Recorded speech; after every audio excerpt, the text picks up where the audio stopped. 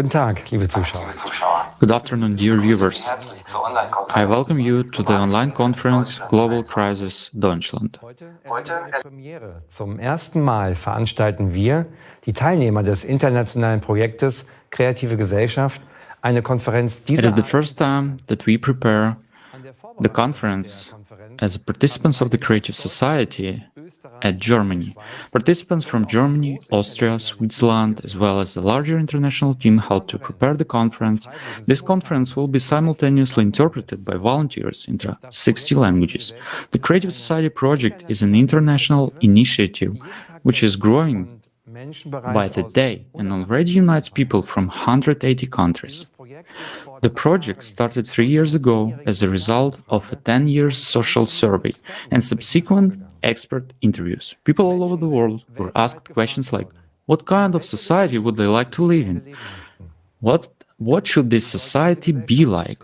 What values would be it based on? Is there something that unites us as the humanity, regardless of our background, status, or religion?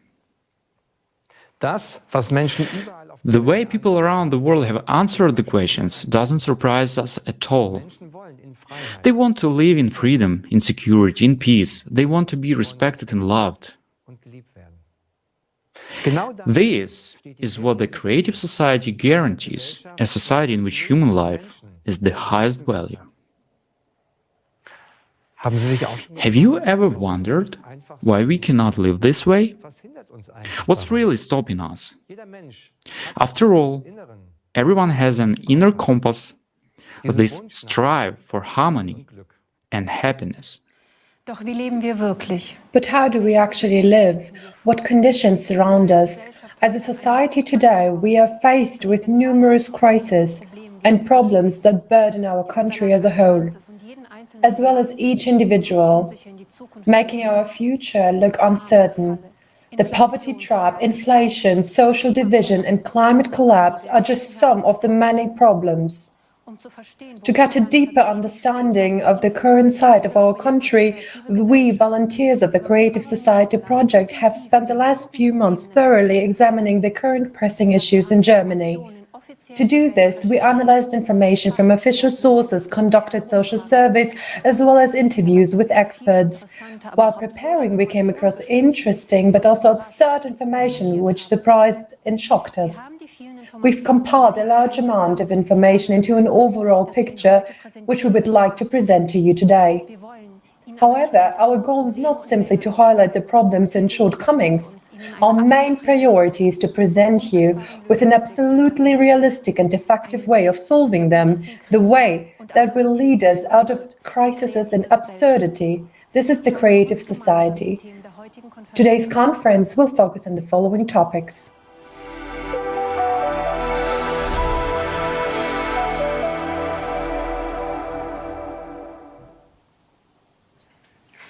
Liebe Zuschauer, dear viewers, life in our society is filled with crises and fears. That's why we address you as people, uniting in pursuit of a secure future.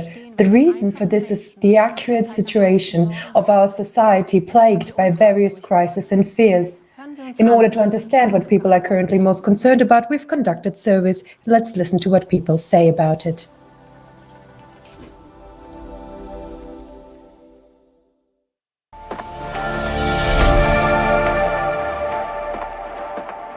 I also think what's happening here in Germany at the moment is very bad, that people feel so insecure. Where is its economy heading right now? Can you still afford everything if you go to work every day? Off the top of my head, I would say what worries me is that many people are in a difficult situation and that many people are, let's say, simply anxious or afraid about the future. How can I cope with that? Can I pay my bills now that we have the energy crisis? Everything is getting more expensive. My major concern is people's health and healthcare provision in the Federal Republic of Germany. That will be the main issue. care for the elderly, etc., also needs to be improved. We need more family doctors, more pediatricians in every area, and they should be distributed properly. I don't know, for example, how many pediatricians are available around here, but there are not enough of them. Similarly, there is a shortage of other specialists like ophthalmologists and ENT specialists. You can only see them when the situation is really severe. Speaking from my profession, the healthcare system is definitely a concern for me. I find it difficult, especially in recent years due to COVID, to see the limitations of the healthcare system. And despite this, nothing visible is being done for nurses, doctors, and all other therapeutic professions. And you can also see now we have shortages of medication. The supply is totally breaking down. The emergency rooms and outpatient care just can't handle it anymore, and people feel completely abandoned. Personally, what worries me, I would say, is the climate problem that we currently have globally. I'm afraid for my children, my grandchildren. I want them to be able to grow up peacefully and without worries, and not for my 5-year-old daughter to say to me, "Grandma, can houses where we live be also bombed?" I think that's terrible. Time and again, for centuries, there have been talks of peace, but it does not happen in reality. People don't really do anything for that, not even in Germany. Things have happened that didn't actually prevent many people from getting sick and dying. Instead, we should be focusing on improving the healthcare and education systems in Germany and ensuring that people live healthy lives, eat well, work well, and start doing so from an early age. If you don't come from at least a middle class or upper middle class family, you're already off to a very difficult start. And I think it's going to be all the more difficult in the coming years because we, young people, will have to bear more and more tax burden as the population gets older. It is always difficult to find an apartment in a new city when you have to move for that purpose, especially in big cities like Munich or Berlin. The real estate prices are, of course, much, much higher. And as a student, of course, you can't afford that. Actually, it's utilities and apartment hunting. Yes, we're looking for an apartment now. It's just very difficult because it has become much more expensive. In terms of our profession, we are forced to choose something that brings us money rather than choosing something that really speaks to our heart.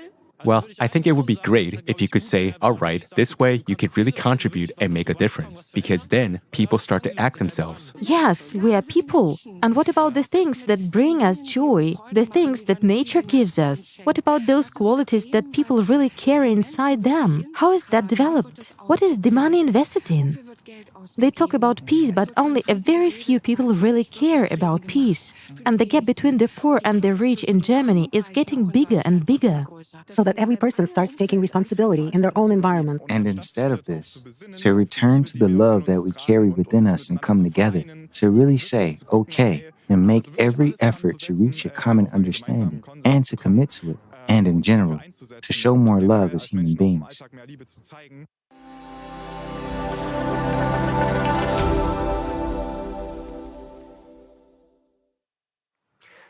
Wer hätte sich noch vor einem Jahr Who could have imagined just a year ago that in our country such basic needs as housing, heating, and food would suddenly become unaffordable for many Germans, and a significant portion of the population would face financial problems? All this is happening in a country that is considered progressive and highly developed. So let's proceed to our first block, in which we will delve deeper into the issue of energy crisis.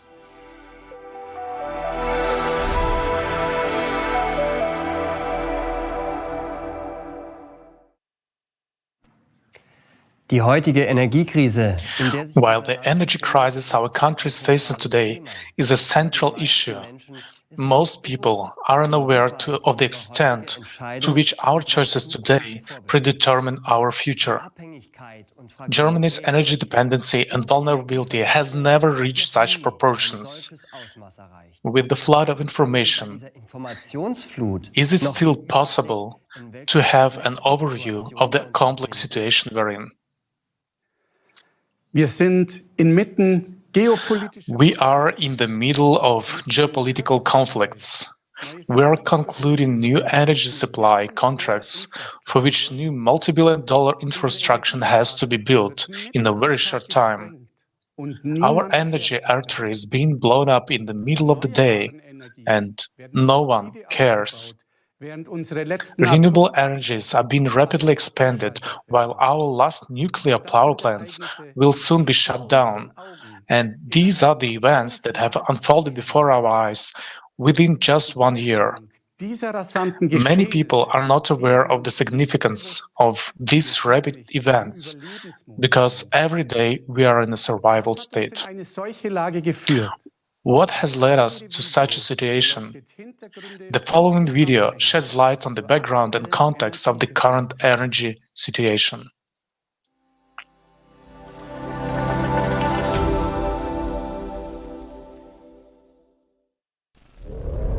We live in times of uncertainty and chaos. Energy prices are skyrocketing, significantly affecting both the people's lives and businesses. Everything we have been building for centuries is now crumbling before our eyes. Recently, we have experienced unprecedented price growth. Inflation continues to rise, and businesses go bankrupt. This unstable situation puts many people in dire financial straits, and the quality of life is rapidly declining. Many businesses are forced to close because they can no longer afford the ever-increasing costs. It was impossible to imagine that we could be threatened with a blackout, but we have been on the verge of it several times. And now, a blackout can happen at any moment. There is a real danger of overloading the power grid and disrupting the power, water, and gas supplies. In the event of a power outage, communications networks will also suffer. Telephone, mobile communications, and the internet could go completely out of order. We are just one step away from returning to the Stone Age. Because without electricity, all our technology and infrastructure will become useless, and we will no longer be able to live a normal, familiar life. What solutions are offered to us? While our taxes are used to subsidize energy companies, we have to wash less often, dress warmer, sleep in heating halls because we cannot afford heating, and because of energy savings. In our world, energy is a commodity traded on the stock exchange. The only winners of the energy crisis are the energy supply companies, which benefit from high prices. What brought us to this predicament? There is an opinion that the energy crisis was provoked by geopolitical conflicts, but the problems began with the energy transition. Back in 2000, the Renewable Energy Act was passed, becoming the basis for the energy transition. In order to reduce the consumption of fossil fuels such as natural gas, oil, coal, the focus has been placed on promoting renewable energy sources that would generate sustainable and productive electricity. Are we on the right track? Will we be able to achieve our goals? We are the country that has embarked on a radical energy transition. For decades, we had a well-functioning infrastructure that reliably provided us with energy. But we have shut down many of our nuclear power plants while importing nuclear-generated electricity from France. We are phasing out coal, but we buy electricity generated from coal in Poland. Now, we put all our eggs in one basket, the renewable energy sources. In this case, we have to be 100% confident in them, since green energy generation is weather dependent and therefore unstable. We continue to rely on coal, gas, and now also nuclear power to produce the missing electricity. There is also the problem of its storage and transportation.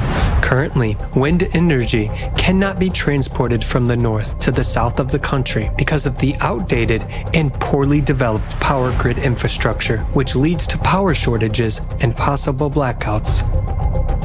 Green energy cannot be the only source of electricity in the country, but for some reason, we focus on it. This only increases Germany's already existing dependence on other countries and the vulnerability of our energy infrastructure. What kind of independence can we talk about if green energy alone cannot cover our needs, and we have to import 70% of our energy today?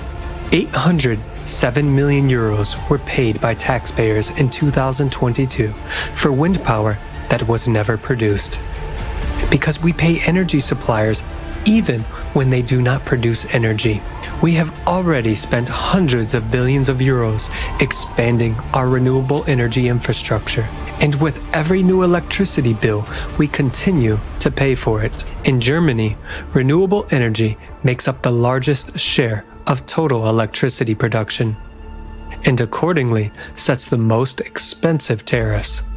How many billions more do we have to spend on energy extraction technologies that are not the solution to our problems? Germany has always had the highest electricity prices regardless of geopolitical events, in addition to old contracts that are currently not being serviced but are still in force. New oil and gas contracts are being added from new energy suppliers at much higher prices. Moreover, new liquefied natural gas terminals are being built, which have already cost us 6.5 billion euros in 2022, and billions more are expected to be spent. We can barely keep up with current expenditures due to inflation, and our country is getting even deeper into debt. Who is going to pay for all this? For decades, we have been investing in an inefficient and very expensive green energy infrastructure. We are in the middle of a trade war caused by the geopolitical situation, and we have to suffer from skyrocketing prices and overall uncertainty. But we, people, do not agree to that. Yet, who represents our interests? The interests of people. The current energy crisis is not a natural occurrence, but rather an artificial one.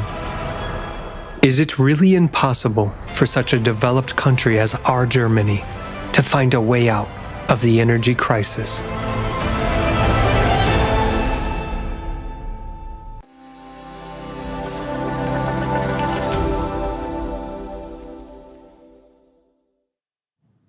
Die Energiekrise ist The energy crisis has reached every household.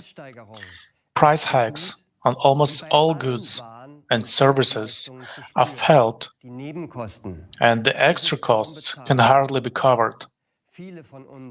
Many of us have not yet recovered from the shock caused by the annual electricity bills. How some have to forego planned trips, while others have to think twice about taking long showers or using their oven. Petrol and driving have become a luxury. Many bakeries, where people used to shop every day, have closed. German businesses are also struggling to survive. Even traditional bakeries with 200-year histories that survived the two world wars and now gone forever. And that has been hard-earned for decades in disappearing before our eyes. The Made in Germany mark will soon become history, because our industry will soon no longer be competitive and companies are already moving their production abroad. This means the collapse of our economy and thus prosperity loss. We have tried to get an overview of the true causes of the energy crisis, but it is extremely difficult for us, citizens.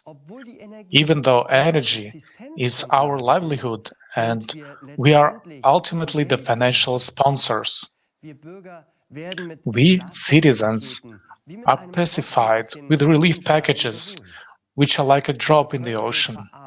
The population is becoming impoverished and has to cut back and economize more and more, while energy companies are making billions in profits from the energy crisis. Why is this happening? Because our system is geared in such a way that all the money flows to the top, and there are enough candidates fighting to get a better place under the sun. The energy crisis is both international and a national problem. But in this crisis, profit takes precedence over the well-being of people. What are the excuses for the causes of the energy crisis, and what solutions are being sought? The rapid price increase on energy sources, such as gas, coal, oil, etc., has started in 2021. Germany's dependence on fossil fuels and the delayed energy transition are cited as the main causes. We now see that the situation has been exacerbated by geopolitical factors. It is assumed that if we had switched to green energies like solar, wind, and hydropower earlier, we would have already long been independent and climate neutral. Is green energy really the right solution? Die Energiewende ist ein zentrales Thema. The energy transition is a key issue in Germany. The aim is to achieve a climate-neutral energy supply by replacing fossil fuels with renewable energies. Well, this is seen as one of the main means to fight climate change. We would like to look at it from an energy supply perspective. What impact does the expansion of renewable energy have on the energy imbalance? We had a stable infrastructure that worked for decades, but now new variables are coming in. Look at the graph of how the energy mix has changed over the last 30 years. Due to the Renewable Energy Sources Act, adopted in 2000, the share of green energy in Germany's energy mix is growing. The green part of the diagram on the left shows the share of renewable energies, which was 1.3% in 1990. Within the last 30 years, this share has risen to 16%. This is what you see on the right-hand diagram. The share of nuclear energy and coal, marked in pink, gray, and red, have halved overall. This has a major impact on the infrastructure and especially on the energy supply, on the electricity supply. Let's look at what danger this entails. The energy balance is decisive for the safety of the power grids, meaning if power generation and consumption are in balance at all times, then the power grid is stable. The current always flows evenly at 50 Hz in the grid. If the balance is not maintained, a deviation is about 0.5 Hz is enough to cause a grid failure. Different types of power plants are used to ensure this balance. Baseload power plants, such as nuclear power plants, which generate electricity in a stable way but cannot quickly reduce or increase the load and cannot be shut down quickly. And flexible power plants, such as gas, coal, and hydroelectric power plants, which can quickly increase or reduce output when electricity demand increases or decreases. Renewable energy sources are weather-dependent and cannot be used at all times. They also cause unpredictable surges in the grid that have to be balanced. During the course of the day, however, the demand for electricity constantly fluctuates. At night, there is a rapid drop in demand, and during the day, the reverse happens, seasonally too. The demand for electricity also grows, especially in autumn and winter, when it grows many times over. With the rapid expansion of renewables, however, another factor is added, the weather. As a result, it is becoming increasingly difficult to ensure energy balance. Many factors are now affecting the balance in our energy grid, including increasing energy consumption, aging infrastructure, manipulation of energy markets, and climate change. In addition, green energy sources are causing dramatic changes in the way energy is fed into the grid. If the energy balance is disturbed, the power grid can collapse, and a so-called blackout will occur. That is the total failure of the entire power grid. Especially in the last year, the search queries as well as the presence of this topic in the media have increased very much. But people do not know that we have already been on the brink of blackout several times. The fact that we have safely survived this winter is weather-related luck. Let's hear what Mr. Herbert Saurup, president of the Austrian Society for Crisis Preparedness, has to say about the blackout danger. Yes, I'm observing the unfolding events with great concern, because 10 years ago, this was just a theory. From the systemic point of view, unfortunately, a lot of aspects that I discovered at that time have come true. Last summer, I wrote a comprehensive analysis with concern for the coming winter, the development of a catastrophic winter. 2022 to 23 scenario was also possible. Fortunately, this didn't happen, also because we were lucky that the weather conditions are still mild compared to the previous winters. If the winter was harsh, with lower temperatures, we would have been in big trouble. And a blackout is just a trending word. I mean by it, a super-regional power outage, which affects several states or bigger regions of the country and lasts for a long period of time. This is a trigger event, but we're talking about the infrastructure and interruptions in the supply. A critical factor is the interruptions in the supply, but not the power outage itself. I try to separate these two. I'm saying that there will be no help from the outside because it has affected everyone, and there are no extra resources. So, this is an incident that we haven't faced before. According to the report prepared by the Office of Technology Assessment at the Bundestag, Germany, for the year 2011, catastrophic events can develop in a matter of a week, and we are not ready for them. In Germany alone, 12,000 overrides were needed to prevent a blackout last year. In 2021, this number was 8,000. The dynamics of the development of events over such a period of time gives us a clear picture. While 20 years ago, such overrides were a rarity.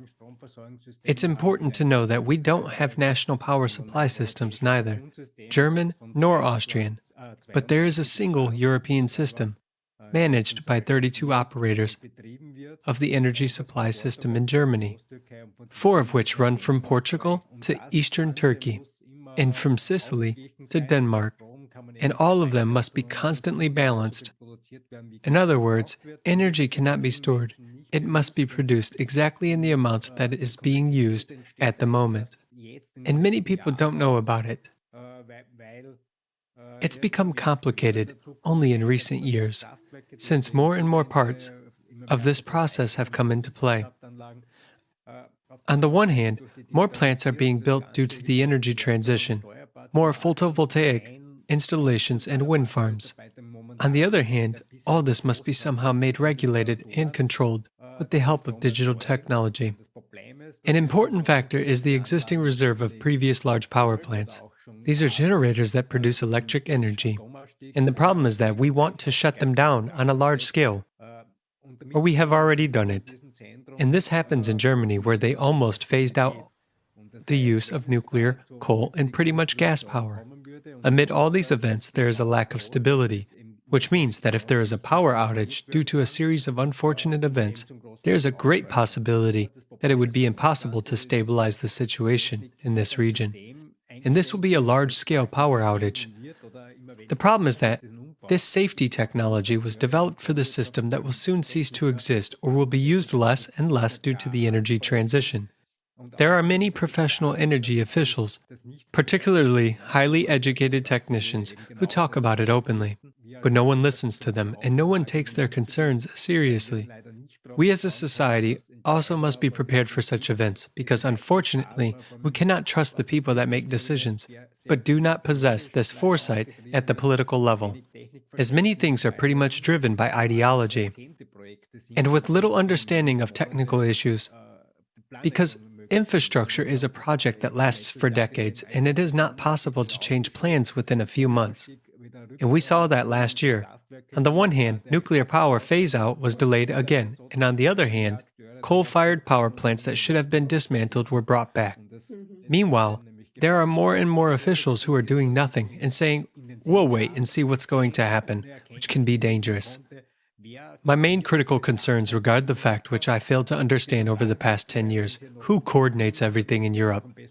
Distribution system operators are still working perfectly and are well coordinated, and yet they are saying that since they don't know where and what is turned off, or where and what is generated, they are unable to adapt to such changes as rapidly as various decisions being made lately in political circles.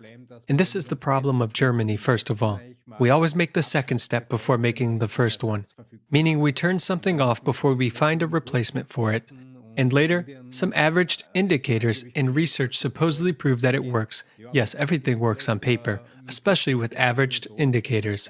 Yes, France has enough nuclear power, Poland has enough coal. There is enough in the system. But there should be enough, not only in the system, there should be enough at the regional level. Because if there is no current reserve in the northern part of Germany, or in the European region of Denmark, there would be instability, which could lead to big catastrophes. As we can see, Germany's power supply is tied to the synchronous continental European power grid, meaning that any instability or a blackout in Germany can trigger a chain reaction throughout the European Union. While we are talking about sustainability and independence, there is an increasing risk that our security will be challenged. Can you imagine these implications? Nothing gonna work anymore. Absolutely nothing. It's not about household electricity only. Save water and food supplies, public transport, mobile networks, sewage systems, and so on. All will come to a standstill since they all need electricity. The world is just looking at Germany in disbelief. The world's stupidest energy policy. These are the headlines of the international newspapers. Not a single country has come up with the idea of simultaneously shutting down traditionally reliable baseload power plants, such as nuclear power plants, and switching to unreliable renewable energy sources. We luckily managed to make it through the winter, but the last nuclear power plants are set to be decommissioned soon. We'll be as lucky next winter as we were this year. With the growing share of renewable energy and the simultaneous phase-out of conventional energy sources, it is becoming increasingly difficult to maintain the most important aspect of the energy supply, the energy balance. Green energy is weather-dependent and therefore unstable. When there is no wind, not enough light on the cloudy days or at nights, or too much sun and wind, green energy sources create highly unpredictable fluctuations in the power grid, which have to be compensated by the fossil-fired power plants. It is these energy sources that are about to be shut down and in the near future because they are not environmentally friendly. But how do they in fact cope with winter recessions? In January 2021, when there was no wind in Germany, They used coal-fired power plants located in Romania and Bulgaria to make up for the power shortages. However, a very large amount of electricity that had to be transmitted through the grid in several countries caused the power system in Croatia to collapse, leading to power outages in certain parts of Europe. Energy experts emphasize that we barely managed to avoid the Europe-wide blackout. But if too much electricity is produced, the stability of the grid must also be ensured. The solution would be to store this electricity. One such example can be found today in Australia. Australia paid $200 million to build and install a 100-megawatt battery storage system. The energy of such a battery is enough to power 30,000 homes for 1 hour in the event of a power outage. So, $200 million for 1 hour of electricity, and then what? What happens if there is no export or excess electricity from Germany?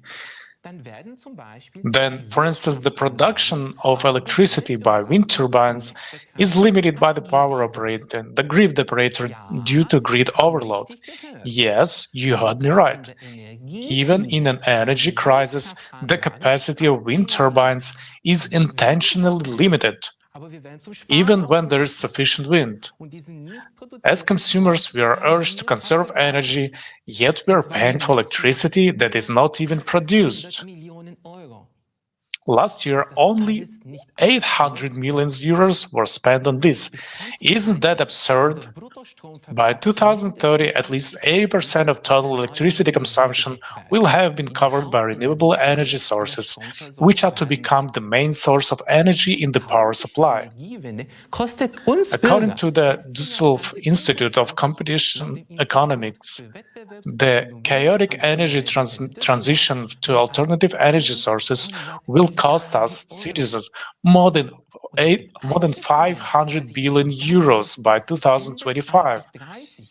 And there are estimates that the total cost could amount to 1 trillion euros by the end of 2030. That's about 10,000 euros per German citizen. Let's take a look at the infrastructure and see how far this money has actually taken us after 20 years of energy transition. Electricity generated from wind power, which is planned to be increased threefold in the north of the country, cannot currently be transported to the south, as there are simply no power lines for this.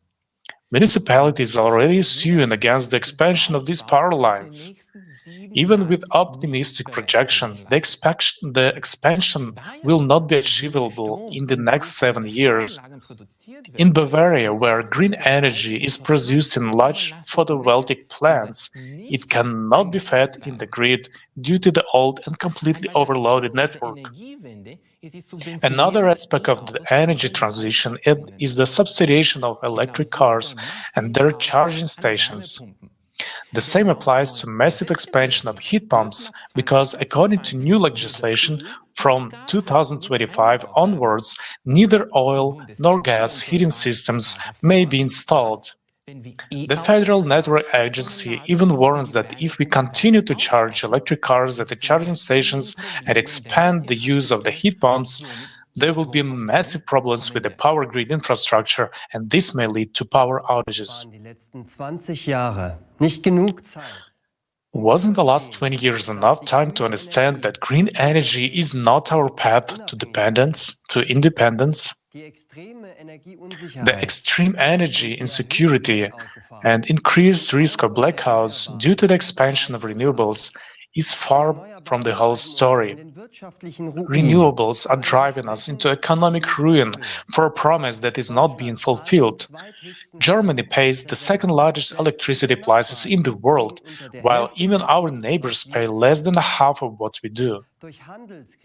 Prices are driven up artificially by trade wars, which lead to a scarcity of energy sources and speculation in the electricity market, where one can buy cheaply and sell at higher prices at the right moment.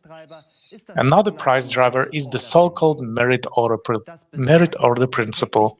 This states that every day, regardless of the energy source, the producing power plants are ranked in order from the cheapest to the most expensive. The last power plant in this sequence, that is the most expensive one in electricity production, which is connected to cover the electricity demand at the moment, determines the selling price for all other producing power plants according to this principle, even if they actually produce significantly cheaper electricity. An example from 2022. If only one very expensive gas-fired power plant is needed, then all other nuclear, coal, solar, and wind power plants will receive the highest price corresponding to the gas-fired power plant. If the power plants that produce cheap electricity could pass on the price, our electricity prices in the current situation will be much cheaper. However, since the last base load power plant is usually a gas-fired power plant, and gas prices are currently high and will continue to be high, consumers end up paying high costs that arise from expensive fossil fuel, that is, gas. The winners in this case are exactly the green electricity producers who produce electricity much cheaper. This is an artificially created price driver. In Germany, pure green electricity from renewables is advertised, but even if you don't have a green electricity tariff, you pay for the expansion of renewables, whether you like it or not. Until July 1st, 2022, all customers finance the EEG levy with every electricity bill. This is a surcharge to promote energy production from renewable energy sources under the Renewable Energy Sources Act, EEG. Let's take a look at the breakdown of the electricity prices. In 2021, taxes accounted for more than half of the electricity price. The EEG levy at 6.5 cents per kilowatt hour accounted for more than 1/5 of the total electricity price. From January 2023, we celebrate the abolition of the EEG levy, which was already decided in 2021. But at the same time, the National Emissions Trading Scheme, the so-called CO2 tax, was introduced. This will be raised every year. This means that we are not only burdened by our electricity bills, but also pay the so-called CO2 tax for every product, every service, and every commodity that is produced, delivered, heated, or cooled with or through fossil fuels. The only thing that has really changed for us is that the price is no longer shown in the electricity bill. Green electricity, as it is called, should benefit the environment, and all efforts and extreme costs are aimed at this. But how green is green energy really? Let's watch a video on this topic.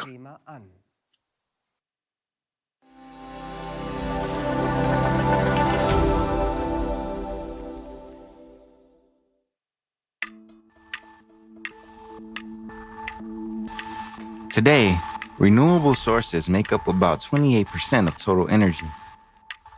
But in order to produce them, we still use non-renewable natural resources. All this continues to contribute to the depletion and pollution of the planet. Solar panels, for example, contain such heavy metals as lead, cadmium, and mercury. During operation, they leach into the ground and evaporate into the atmosphere. Waste from solar panels is 300 times more toxic than nuclear waste and requires special disposal. But since it costs more than production, they decided not to bother with it and send the used panels to landfills in poor countries. So far, not a single country in the world has regulations for their disposal. According to scientific studies, by 2030, there will be up to 8 million tons of green waste in the world. And by 2050, this volume will increase to 78 million tons. Let's imagine how these numbers would increase if we completely switch to these sources. Is this calculated in the reports? And is this topic explored that deeply at the conferences? As you can see, this only makes the environmental situation worse. And this is just the tip of an iceberg that we have to look into deeper. So, what's wrong with wind farms? Let's start with our wallets, out of which you and I will have to pay for these ambitious solutions. Building a wind farm requires an enormous investment of money and resources. The service life of a wind farm can be as long as 30 years or more, but many wind turbines are decommissioned at the end of 20-year subsidy period, regardless of their functionality, due to lack of economic benefit. And during this time, it manages to recoup only 78% of the money spent on its construction and installation. We are not even talking about maintenance, which implies building special purpose vessels, expensive utility high-rises, and constant replacement of blades. One wind park requires more than 500 tons of lubricants, which is comparable to 9 tank cars of railway trains, which, by the way, are also produced from non-renewable resources of the planet. Just think about it. The size of the turbine blades can be as big as the length of a soccer field. And do you know what they are made of? That's right, of that very plastic that we continue to struggle with so unsuccessfully around the world. Due to their gigantic size and hazardous chemical composition, they can't be recycled. So the classic solution is that the blades are taken to landfills or exported to other countries for a fictitious recycling. This, therefore, poses an insurmountable problem for our environment. The need to produce lightweight and strong rotor blades leads to another critical problem: the use of balsa wood. Currently, according to the German Federal Environmental Agency, more than 90% of the balsa wood harvested worldwide is used in wind turbines. The rest is split between yacht construction and model building. To meet the demand, loggers and traders loot the Amazon rainforest for balsa wood reserves. They have spared neither indigenous territories nor those of nature reserves, and this has led to serious social conflicts. The felling of balsa trees is detrimental to nature. This species performs important ecological functions and protects the banks of rivers from erosion. In the year 2021 alone, the company consumed almost 26,000 tons of balsa wood. That's 170,000 balsa trees. After all that, do you still think wind power is environmentally friendly? Now, let's take a look at the downside of hydropower. 63% of the world's major rivers are blocked by hydroelectric dams. At that, dam failures and breaches put lives at risk, and the planet's ecology suffers. Hydroelectric power plants directly affect the bowels of the earth. Millions of tons of water in reservoirs press against tectonic plates, causing man-made earthquakes. Moreover, according to a recent study by the World Wildlife Fund, hydropower production is no longer reliable because rivers are drying up due to the current climate crisis. We keep being persuaded that alternative sources will improve the environment and solve the issue of climate change. Why?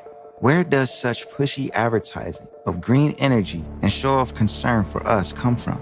After all, it is not profitable for the states that are forced under pressure to subsidize these projects and buy this energy at 5 times the price of traditional energy. Germany is a prime example. By shutting down most nuclear power plants in favor of green energy, it has hit a dead end. On the most productive days, green technology generates only 17% of total energy consumption. So today, it has to buy energy with huge amounts of taxpayer money from the same non-green nuclear power plants in neighboring countries. Isn't that absurd? There's also another important fact worth noting. Renewable energy depends on the sun and wind, So it must either be used immediately or accumulated. Yet, electricity is a complicated and expensive commodity to store. Let's calculate how many batteries are needed to store electricity and use it during periods without wind or sun, or during emergencies. Just imagine, an average two-person family consumes about 235 kilowatts per month. About 100 batteries of 2.4 kilowatt would be needed to cover one family's monthly electricity needs. Now let's recall that a battery is the conversion of electrical energy into chemical energy and back again. To create them, harmful chemicals are used that cannot be recycled. And in order to produce cobalt, child labor in underground mines in the Congo is used. All this is done to allow us to breathe supposedly clean air. Now to summarize, with such aggressive promotion of alternative energy sources, are we taking into account their low efficiency factor and impact on ecology? Considering all the above, we should answer the following questions together. Should we actively develop alternative energy if it has so many disadvantages? Is it beneficial for us as humanity today? Or should we put our efforts to find a more effective solution?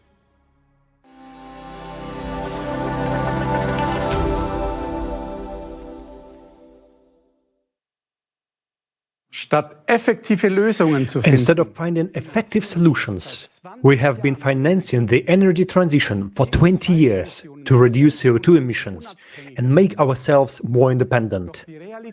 But reality tells a different story. Germany's dependence on both other countries and fossil fuels is growing.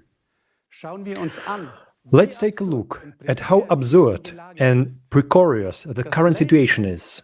The label green energy is just marketing and has nothing to do with sustainability and environmental protection. This is true greenwashing. They want to reduce CO2 emissions, but they are shutting down nuclear power plants first, even though they have been classified as green and sustainable by the EU Commission. Instead, we are buying nuclear power from France and the Czech Republic. The coal phase-out is planned for later, even though coal burning produces more emissions. Is it more sustainable to import additional coal-fired power from Poland as well? We prohibit the extraction of liquefied natural gas through fracking in our country, as it is very harmful to the environment, but we have no qualms about buying it from the USA. Delivery by huge tankers over thousands of kilometers leaves a bad CO2 footprint. It cannot even cover our demand, not to mention that it's much more expensive than the cheap and widely available natural gas. In addition, we bear the cost for the new infrastructure, namely the LNG terminals and pipeline construction, estimated at 10 billion euros by 2038. The cost of the energy transition will amount to 500 billion euros by 2025. And what result do we have to show for it? The level of CO2 continues to rise, regardless of how many billions we continue to toss to the wind. How many years do we need to understand that renewables are not a solution? On the contrary, we are taking the risk of a widespread blackout because our energy system is becoming increasingly fragile due to the unstable renewable energy sources. The promise of Germany's independence is a utopia. Germany is resource-poor and depends on imports.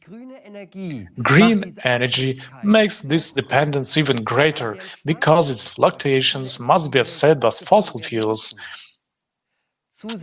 In addition, it burdens us with enormous costs that are not amortized in any way. The energy transition is leading to a loss of prosperity for us. More and more restrictions and costs are being introduced for industry under the guise of environmental protection.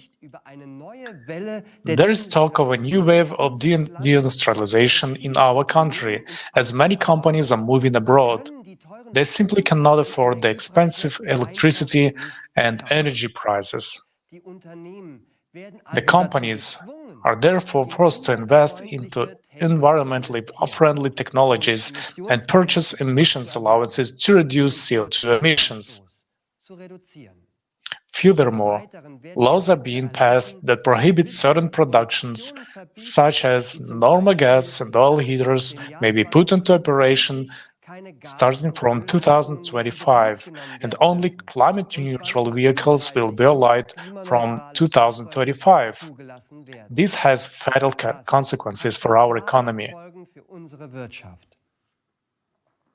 The energy crisis is artificial and man-made. Trade wars, speculation, and the ideological view of energy supply serve one single purpose: profit.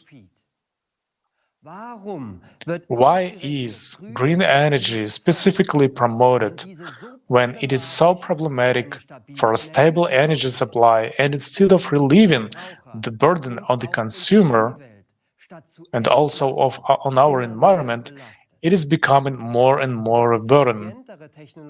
More efficient technologies, which have an efficiency far above one and would make us truly independent of fossil fuels, are not being discussed in the wider public. Are there really no other efficient and sustainable technologies? Let's watch the following video clip.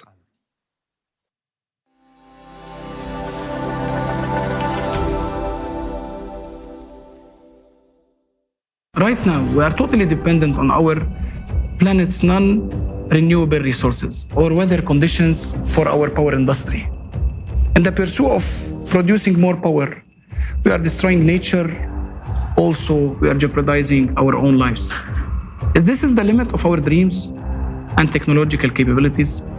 We need a new technological leap, and we are able to do it now, but only on one condition. First, let's understand how realistic such a leap is and what benefits each person would gain from it. Fuel-free generators, what are they? Let's start by comparing them with traditional generators. The efficiency of traditional energy sources is extremely low. Efficiency of thermal power plants, up to 43%. Efficiency of internal combustion engines, up to 40%. Efficiency of nuclear power, up to 35%. Efficiency of solar panels, up to 22%.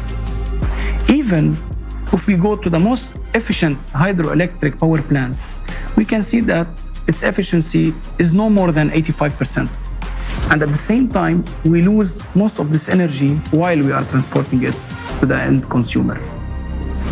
Because it's impossible for us to implement and put hydroelectric power plant in every home. But it's very possible for us to equip every home with an FFG.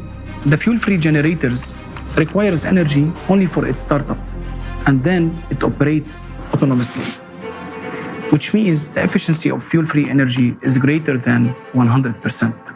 Thus, FFG is not a perpetual motion machine, since it requires an input of energy, but a smaller amount than what energy it can produce. An obvious question arises: how energy then would be generated if no fuel required for that? We know from the school physics class that according to the law of energy conservation, we can't get more network output than we had spent on it. But this law only works in a closed systems. Whereas FFG is an open system and it receives energy from the surrounding space. Scientists of the Russian Academy of Sciences experimentally confirmed that, for example, during the operation of magnetic FFGs, the space around the generator does not heat up but cools down. Instead, there are many myths and fakes around this technology that discredit the very existence of FFGs. Someone tries to make money from selling fake devices. Real inventors are being intimidated and even physically eliminated. Many developments were stolen or destroyed. Why is this happening? Energy is not only a tool of manipulation, but also a tool of political influence. It brings billions of dollars in profits for energy corporations, which will be gone instantly with the implementation of FFGs. Consequently, their power over us, those who buy energy and depend on this resource, will disappear too. However, despite all the obstacles, we have working devices from officially recognized inventors. Let's take a look at some of these developments. Magnetic generator. Its original inventor is considered to be John Searle, who used custom-made magnets in his machines. Since 2019, based on a similar technology by the inventor, Dennis Danzig, a US company has been supplying power to its customers using plants with a capacity of up to 25 kilowatts. Since 2019, it's no longer science fiction. Only those who are far from science and do not monitor new technologies laugh on FFGs as a fiction. Therefore, those who make fun at FFGs themselves gave a fun on others. Let's continue. A whole range of fuel-free generators was developed in Ukraine. The principle of operations of these generators was based on a looped electromagnetic gun, a pulse power system. For example, one of the systems produced 25 kilowatt of free energy on a conventional generator with an input of 3 kilowatt. The efficiency is 833%. Gravity generators. In one type of such machines, the pneumohydraulic principle is used. The generator runs on the buoyant force of water according to Archimedes' law. The output of such units depend on their size. The most famous generator of this type is called kinetic power plant. It is also known as Roche generator. Such generators are produced by a German company which has branches in Mexico, Serbia, Switzerland, and Colombia. According to official expertise, the compressor of the generator of one of its units consumes 4.5 kilowatt, while a generator itself produces 11 kilowatt of electricity. That is, the efficiency is more than 200%. How much is that? Is a typical country home power consumption. 6 kilowatts per hour. Radio wave generators. Their inventor is Maxwell Chikumbutso from Zimbabwe. He is called the African Tesla. A very compact African technology made it possible not only to create a free energy generator, but also to upgrade a car so that it could move without fuel or recharging. As a result, even a helicopter was upgraded. Recently, the inventor presented a very small 500-watt power generator. Its output allows you to power a widescreen TV from free energy. And there are dozens of less-known inventions in different countries. In the USA, Malaysia, Georgia, India, Turkey, Japan, Uzbekistan, Mexico, New Zealand, and many other countries, there are research teams developing fuel-free generators. How is that, you may ask, and how it's possible to launch these technologies? How inventors are still alive and their generators are not yet been destroyed? That's because they get energy for free and sell it to consumers for money, while the generators themselves cost crazy money. The percentage of people currently receiving energy from these systems is negligible compared to all of humanity. Therefore, FFGs that are actually working now are in no way helping all people to become energy independent. So why isn't this amazing technology available for everyone in the world? Because we are living in a consumerist format of society.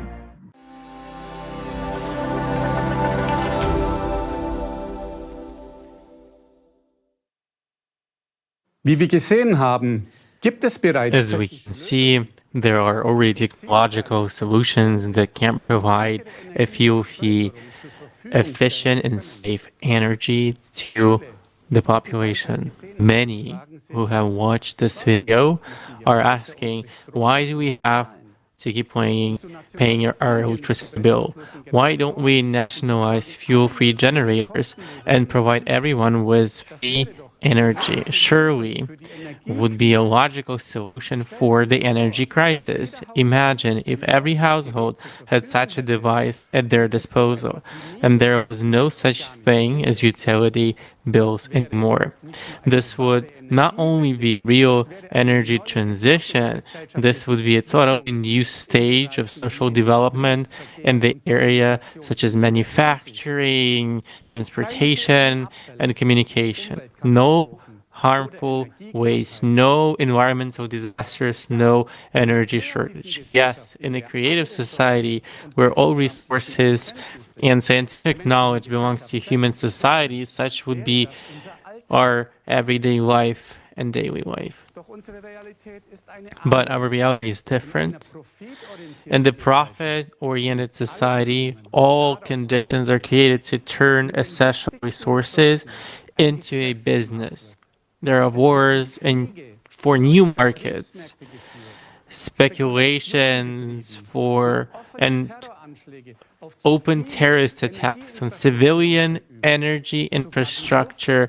Even the air is taxed. Thus, over the FFGs are being turned into an expensive commodity, even if their production cost is negligible compared to their output. What would happen if tomorrow we introduce such technologies as FFGs worldwide without changing the format of society? Many millions of people employed in the energy sector would become unemployed overnight. Their families will lose their livelihoods. The ensuing economic collapse this makes, as well as mass social unrest, would plunge the world into chaos in addition to already existing crises. Because in today's society, people are not protected. The energy, just like the human life, is just a commodity. What would be the best thing for all of us? Energy supply, just like water, is a human right and not a nice-to-have product, but a vital foundation of life. The introduction of FFGs requires social security for every individual and a new needs-based economic system, transparency and direct citizen participation in social decisions. This is enshrined in the 8 pillars of the creative society, and the introduction of these pillars at the legal level will actually guarantee the human rights to which we are entitled, such as freedom, security, and the dignity of life, or a dignified life. Thank you very much, Gunther. Later on, we'll tell our viewers in detail about the Creative Society format, and we'll also touch upon the topic of energy supply as well. So be sure to stay tuned. We would like to remind you that this conference is being simultaneously interpreted into 60 languages. The topics we address today are extremely important but also sensitive. Therefore, there is a possibility that our live broadcast may be blocked. So please continue to share this conference and stay tuned on other platforms. The links to our live broadcast can be found in the description below. In our next block, we're going to look at the social sector of our society and how it relates to the economic system. The social crisis is affecting more and more people in our country. We have compiled the information we gathered into a documentary. So let's take a look at the current state of affairs in Germany today.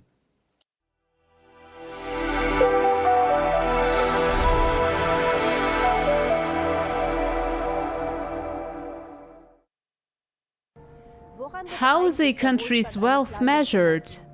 Germany is considered a rich country. We have billions of euros in tax revenue and a growing economy. Then why is the poverty rate also increasing? As a result of inflation and rising cost of living, the general level of welfare in Germany continues to decline. Is the image we have of Germany correct? Are we still a thriving welfare state? Let's find out together. Poverty. According to the Paritätischer Wohlfahrtsverband, the poverty rate in Germany constitutes 16.6%, or 13.8 million people. More than 11% of the population live below the poverty line. Single parents and students are especially affected. 41% of single-parent families live in poverty. According to the Federal Statistical Office, in 2021, nearly 38% of students had a monthly income below the poverty line. The growing poverty in Germany is particularly visible in the barely manageable number of people turning to food banks. In February 2022, more than 2 million people visited 960 food banks daily. These included homeless people, refugees, citizens living on welfare benefits, as well as retirees and single parents. People from the low-wage segments are also increasingly turning to food banks for help. The poverty risk rate for people over 65 increased from 14.7 to 17.4% between 2018 and 2021. According to a press release from the Federal Department of Housing, Urban Development and Construction, in January 2022, a total of 263,000 people in Germany had no permanent residence. Poverty has an impact on early mortality as well. In Germany, the difference in mean life expectancy between the lowest and highest income group is 11 years for men and 8 years for women. Poverty among children. Today, nearly 1 in every 5 children in Germany lives in poverty. Often, people who grew up in difficult and disadvantaged conditions remain trapped in a cycle of social insecurity throughout their lives. About 40,000 youth and young adults are at risk of becoming homeless. Poverty in old age. The next most vulnerable group is people over 65, and according to forecasts, the level of poverty in this group will keep increasing.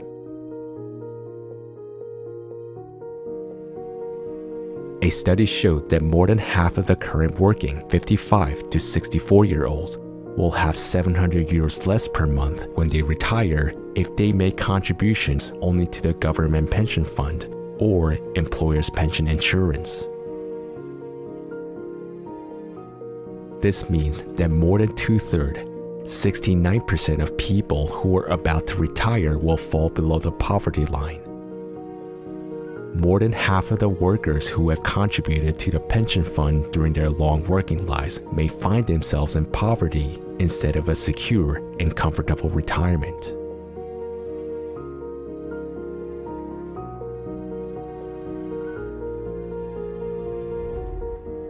And although there are thousands of organizations in Germany that fight poverty, such as National Conference on Poverty, the German branch of the European Anti-Poverty Network, poverty rates continue to grow. Isn't the purpose of welfare benefits to prevent poverty? If we live in a welfare state, then people who are currently unemployed should also be able to participate in public life and have their basic needs covered by public aid, shouldn't they? Our fundamental law states that everyone deserves to live a decent life. But how decent is it when a person can barely pay his bills or when he has to go to food banks in order to feed himself? Unemployment. Over the past 3 years, the unemployment rate has shown a positive tendency. Does this mean that more and more people are finding jobs and thus can improve their standard of living? Does the statistics on unemployment tell us the real number of people who still need social benefits despite having a job? What do the statistics reflect? This is a question of accounting and interpreting the data. There are some people who are not listed in the unemployment statistics at all, although they receive social benefits. This includes everyone who has minimum employment or a job for €1, who are looking for work or pursuing a vocational training, as well as those who are having difficulty finding work or who are sick. According to official statistics, this already makes a discrepancy of almost 800,000 people. Also, statistics do not take into account people who are not registered as unemployed and are not looking for work. They are called hidden reserve or inactive population. These are almost 3.1 million people who are not actively looking for work at the moment, but would like to get a job. For instance, housewives. Then how true are the unemployment figures in fact? According to the German TV news service Review of the Day, politicians continue to change the wording of the unemployment criteria in such a way that officially unemployment figures are declining, although in fact they're rising. Due to the constantly changing basis for calculating statistics, it is impossible to directly compare current figures with the previous ones. Labor shortages. On the other hand, in addition to unemployment, there is ever-growing labor shortage in Germany. There is a lack of skilled workers, especially in the social professions. There are not enough teachers, doctors, nurses, and childcare workers. Up to 60% of vacancies in healthcare and education are not filled. Whether they're academic professions in medicine, or STEM fields, meaning science, technology, engineering, and math, or non-academic professions. There is a shortage of professionals everywhere. The construction industry, architecture, agriculture, and animal husbandry, aviation, geosciences, information, and energy technology also suffer from a lack of skilled workers. Rail and air services.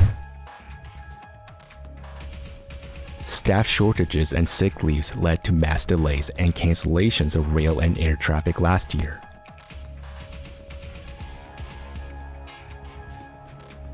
Because railroads lack switchmen, between January and October 2022 alone, there were delays amounting to 375,000 minutes. This situation worsened dramatically in the summer because there were no or too few personnel at the rail signal boxes. During the summer vacation period, paradoxically, Lufthansa and its subsidiary Eurowings cut their flight schedules due to a shortage of personnel, both inside the company at the airports and in ground services. Lufthansa canceled 900 flights within Germany and Europe in July at its hubs in Frankfurt and Munich. Other airlines were also forced to cancel their flights. Swiss announced that about 10,000 passengers were affected by flight cancellations in July and August 2022.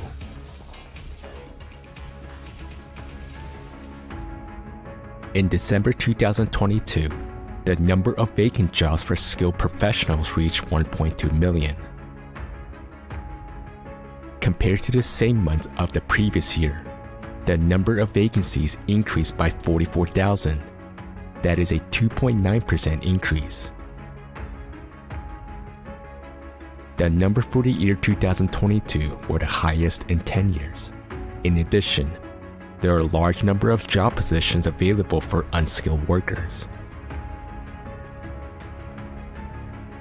In 2019, the German Economic Institute (IFE) published a study indicating that more than half of the 753 professionals examined experienced labor shortages. According to studies, the skilled worker shortage is now jeopardizing companies' success even greater than rising prices for energy and natural resources. Nearly half of all companies in Germany are forced to cut their operations due to staff shortages. The labor shortage is currently costing Germany almost 100 billion euros.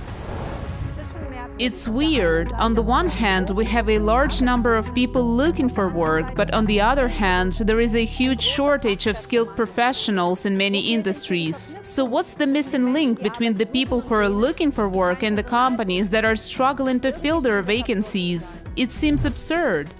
Housing market.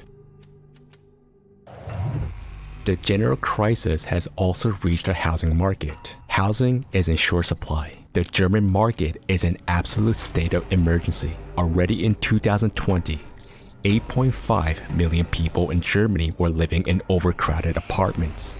The problem continues to grow. Experts at Deutsche Bank are already sounding the alarm. They expect an unprecedented housing shortage and a deep construction recession in Germany in 2023. Rent control measures don't help much either. When housing is in short supply, people are forced to pay inflated prices per square meter because competition among tenants for every available apartment is so fierce that people have to take what they can get. The shortage of housing can be regulated by the government through allocating more social housing, but instead, the number of public housing units continues to be reduced. Between 2006 and 2019, the number of social housing units decreased from 2.1 to 1.1 million. About half of state-owned social housing became private property. In addition, fewer and fewer new buildings are being built. Supply shortages during the pandemic led to higher prices for building materials, ranging from wood to steel. And then came the shortage of construction workers, and finally, the cost of heating skyrocketed. Because of rising interest rates, fewer and fewer people could afford to buy a home. In Germany, every child is given a tax number at birth, but apparently no thought has been given to their enrollment in school. Because how else can one explain the fact that in many cities an old and partly dilapidated school building awaits the children on this day? Mold on the walls, restrooms in need of renovation, and broken heating systems. Many school buildings in Germany have not been renovated for decades. As early as 2017, there were reports of dilapidated schools in Germany. Now, 5 years later, reports of the catastrophic condition of Germany's school buildings have surfaced again. For decades, the renovation and construction of new schools have been neglected. And this has had fatal consequences. Almost everywhere, there is now lack of suitable rooms for modern full-day education. Childcare facilities. The situation is no better for the youngest children. Germany currently lacks around 384,000 daycare places. In a Tagesspiegel newspaper report, an expert warns that the system is on the verge of collapse. Childcare groups are short of staff to take care of the children, despite the fact that mothers are forced to rely on these places due to financial pressures. Education. The staff shortage is especially acute in schools. According to estimates by the German Teachers Association, there is a shortage of up to 40,000 teachers at schools in Germany. At the start of the 2022-23 academic year, the provision of lessons has deteriorated in all federal states. A quarter of all beginning teachers suffer from burnout syndrome. Almost a third of teachers quit the classroom within 5 years of qualifying. The teacher shortage has been around for several years already, so it cannot be explained by the recent influx of immigrant children. Pupils are also increasingly suffering due to lack of teachers, since many schools cannot provide lessons according to the planned schedule. The German education system has become outdated both in its structure and in many of its methods. Increasingly high demands are placed on pupils, which tend to overwhelm them. Another decisive factor and a basic prerequisite for learning and participation in the classroom is the mental health of the students. Currently, up to 20% of children and adolescents in Germany show signs of mental health problems. Education paves the way to the future for the younger generation, and it shouldn't limit anybody in their capabilities. Today in many schools, both teachers and students suffer from psychological stress, teacher shortages, and lesson cancellations. What's the value of education in our current format of society? Isn't the education of our children the most important investment in our future? Medical and nursing care. What situation do we have in the healthcare sector? As they say in professional circles, there have been cutbacks at every corner and every end for years, and they're getting bigger every year. There is a shortage of not only junior and middle medical personnel, but doctors as well, and everything suggests that this shortage will increase even further in the coming years. According to Alan Lundeshausen, Vice President of the German Medical Association, it now takes 1.2 people to fill one full-time position. She says part-time work is one of the last guarantees for regular working hours without overtime work.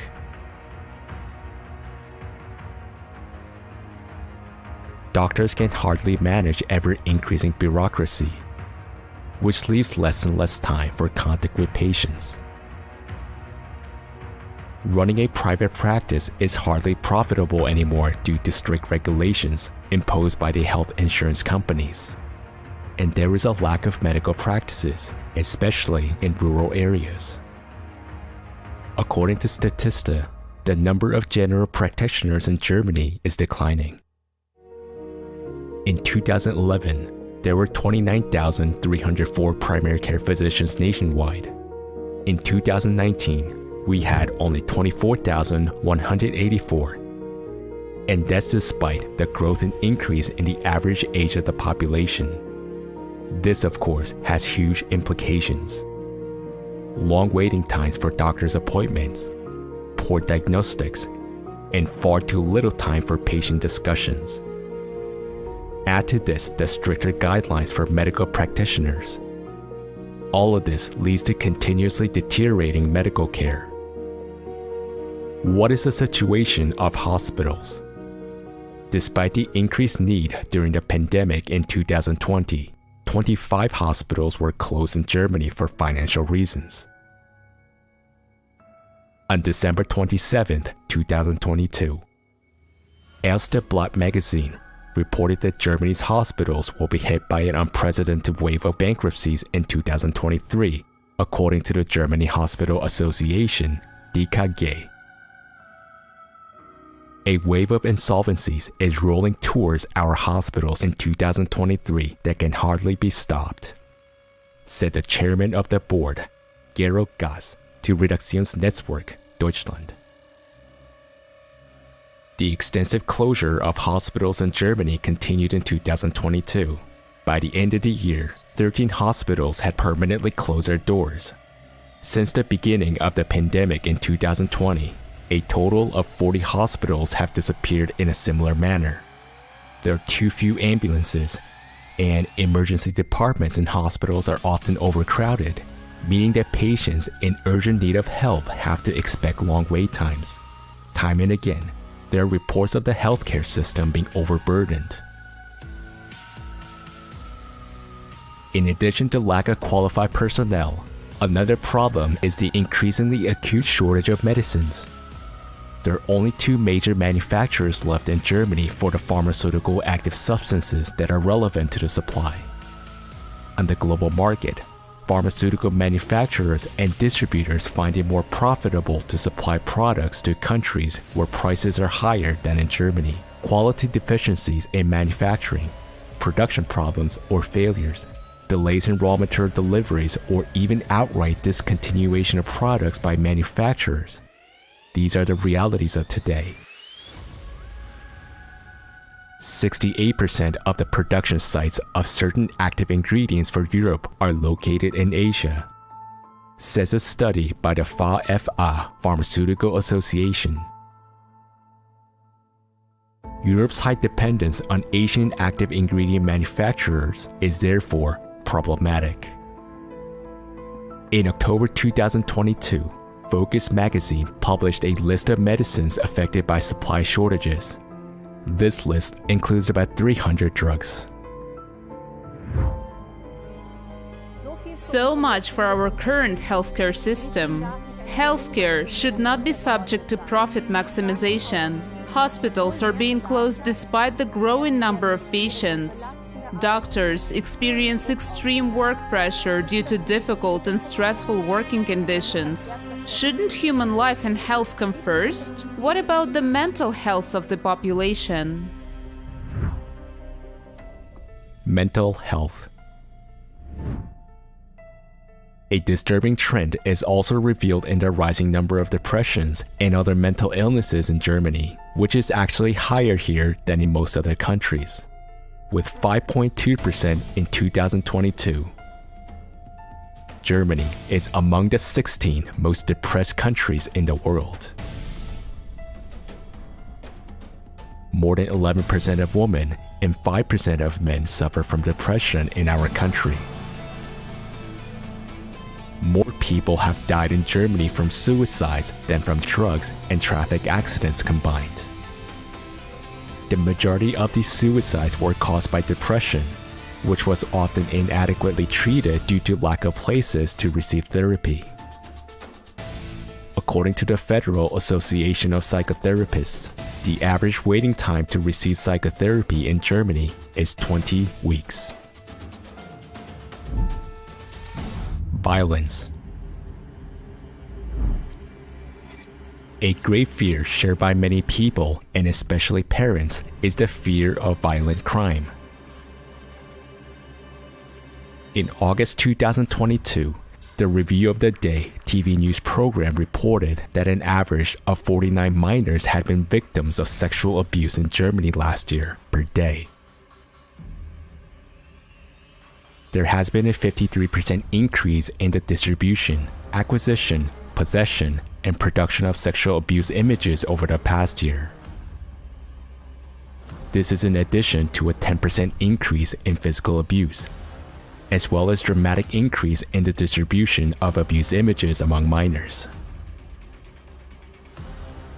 Last year, for example, 17,704 children under the age of 14 were victims of sexual violence. 2,281 of them were under the age of 6. Is this the world we want to live in? It's hard to comment on the inhumanity in which we live. It's painful to realize that adults can harm children instead of protecting them. Isn't it our duty as a society to put a stop to this? According to statistics, every third woman in Germany has been a victim of physical and/or sexual violence at least once in her life.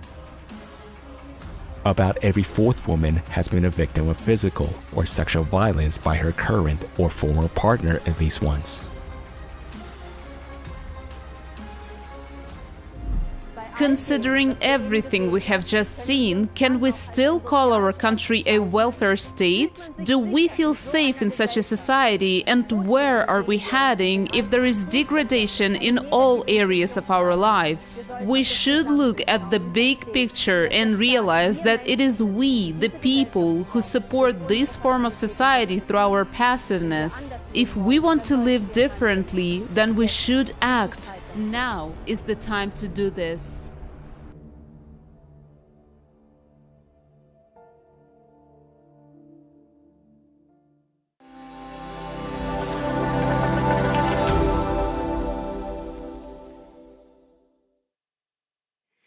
Sollte nicht jedem Menschen ein würdevolles Shouldn't everyone have the right to a decent and secure life? Everyone should have access to affordable housing, a decent social package, free and high-quality healthcare, and the opportunity to participate in the life of society. All of this is laid down in the social code. Our social market economy must guarantee freedom, social welfare, and social justice. We must realize now that we are drifting further and further away from these goals. All that is offered as solutions within the present consumerist format of society helps only selectively and at best in short term. If we really want to find a way out, we must take a completely new path. After what we have just seen, do you still think of the Germany that for decades stood for prosperity, social justice and security? Personally, it scares me that there is so much discontent and injustice in our country, which for the whole world looks up. Can we still call our country a welfare state? Let's look at how the term of welfare state is defined.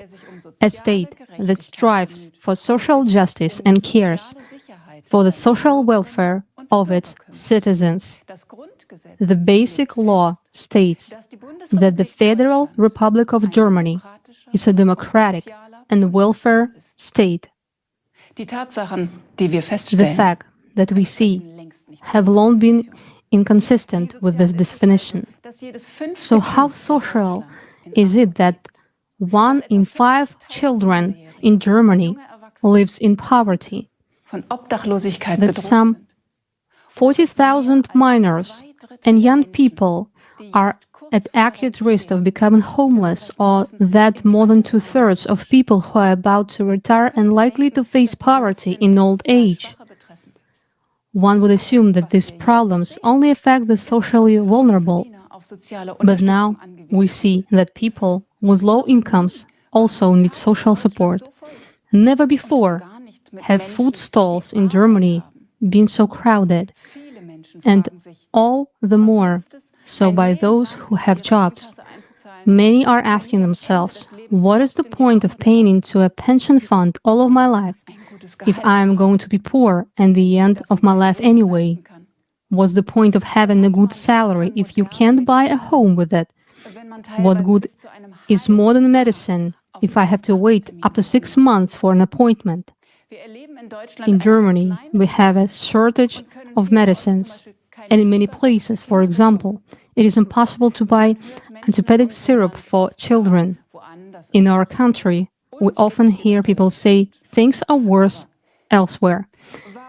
We are still relatively well off, but why should we assess our situation by looking at the extreme global situation in the world instead of taking our own development and progress as our point of reference? We must honestly admit that our conservative optimism and the slogan "everything will be fine" will not help us. Statistics that do not reflect the realities of our lives don't change anything. As a result, new, lowered standards are being introduced. And instead of continually improving, or at least maintaining the quality of life, we are slipping further and further into social injustice. Children growing up in poverty, pensioners picking up empty bottles. This should not be the case in our rich country. We finance our social system through our taxes and social contributions. Why are we still experiencing so much hardship? Where does our money go, and how is its distribution decided? Did you know that we Germans pay the highest taxes in the world after Belgium? That is why Germany is considered a country with a high tax rate. This is the result of a recent study by the Organization of Economic Cooperation and Development. The OECD compares the tax and levy obligations of its member countries every year, and according to the study, Germany ranks a dismal second in the world in terms of taxes and levies. Only in Belgium do people with average earnings have to pay even more taxes and levies in Germany. The entire federal budget is financed almost exclusively from our taxes. In 2022, tax revenues in Germany amounted to around 815 billion euros. And nevertheless, 3/4 of Germans are happy to pay taxes because the state can use these revenues to ensure good living conditions and security for its citizens.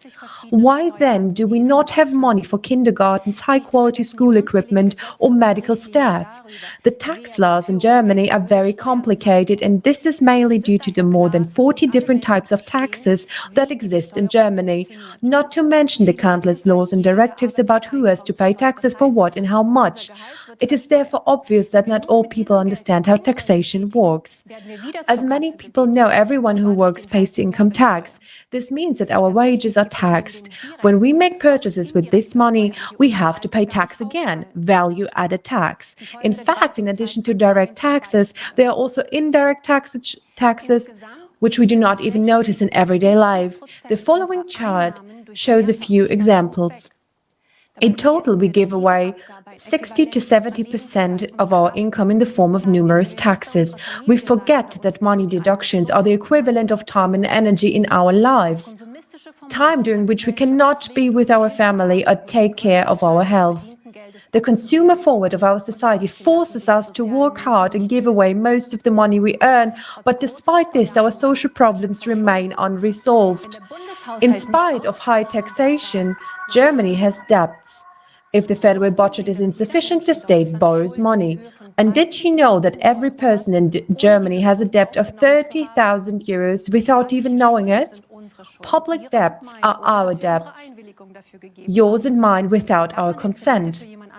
Is it acceptable to take out loans for another person without asking them? In our private lives, it would be unthinkable, but it is done to the entire population of the country. Imagine if you now had a political vote.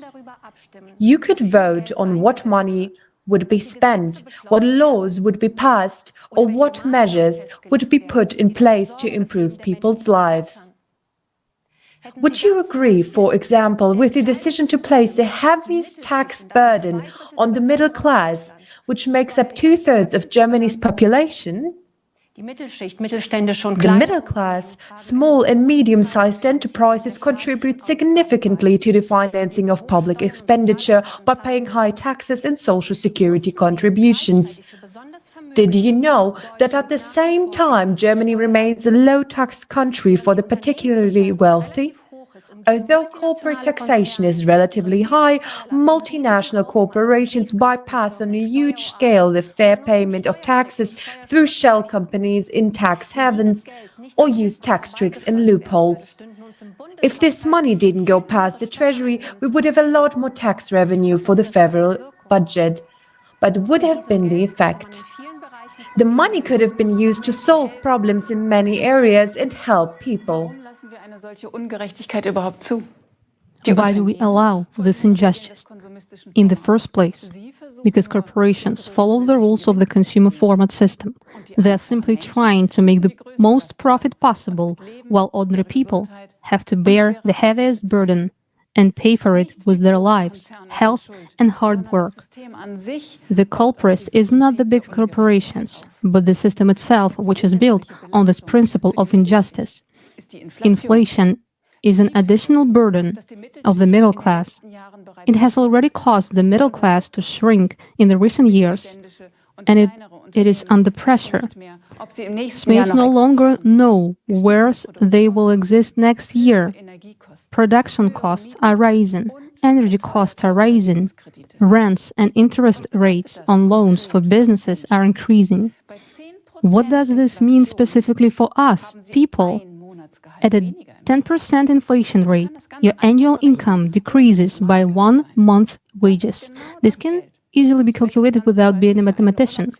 That's exactly the money you don't have enough for a holiday, for example. Experts say that inflation has just begun, and if we do nothing, once it gets worse, it will be hard to stop. We will soon take a closer look at the artificiality of crises and show that the format of consumption is programmed to create crisis and inflation.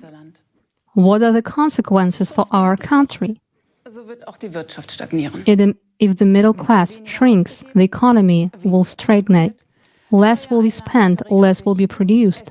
Tax revenues will fall. There will be less money in the federal budget, therefore, less budget for social services. By improvising the middle class, Germany impoverishes itself and loses its footing. while large corporations are moving production to other countries because energy and production costs are too high in our country, small businesses, bound by obligations, must suffer. As a result, small businesses go bankrupt, and the number of jobs decrease more and more. And then, what happens to people when they fall out of the middle class? We very much hope that these people do not slip into poverty.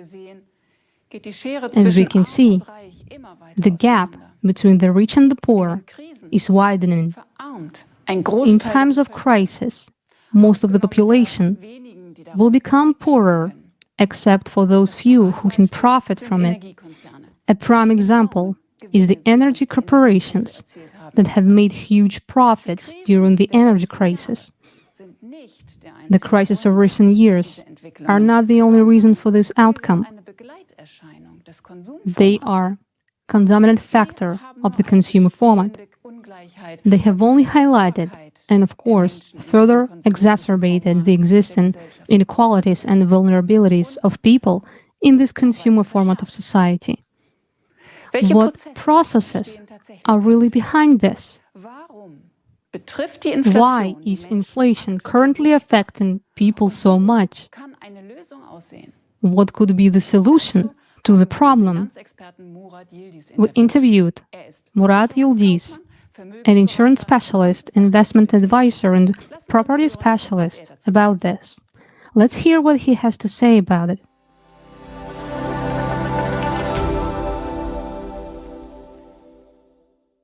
The topic currently discussed the most, as well as during the last few years, is inflation. That means it has always existed. But now, during the last 2 to 3 years, inflation has been so high that unfortunately, everyone feels its impact, and every day, while shopping, we can see the value of money depreciate.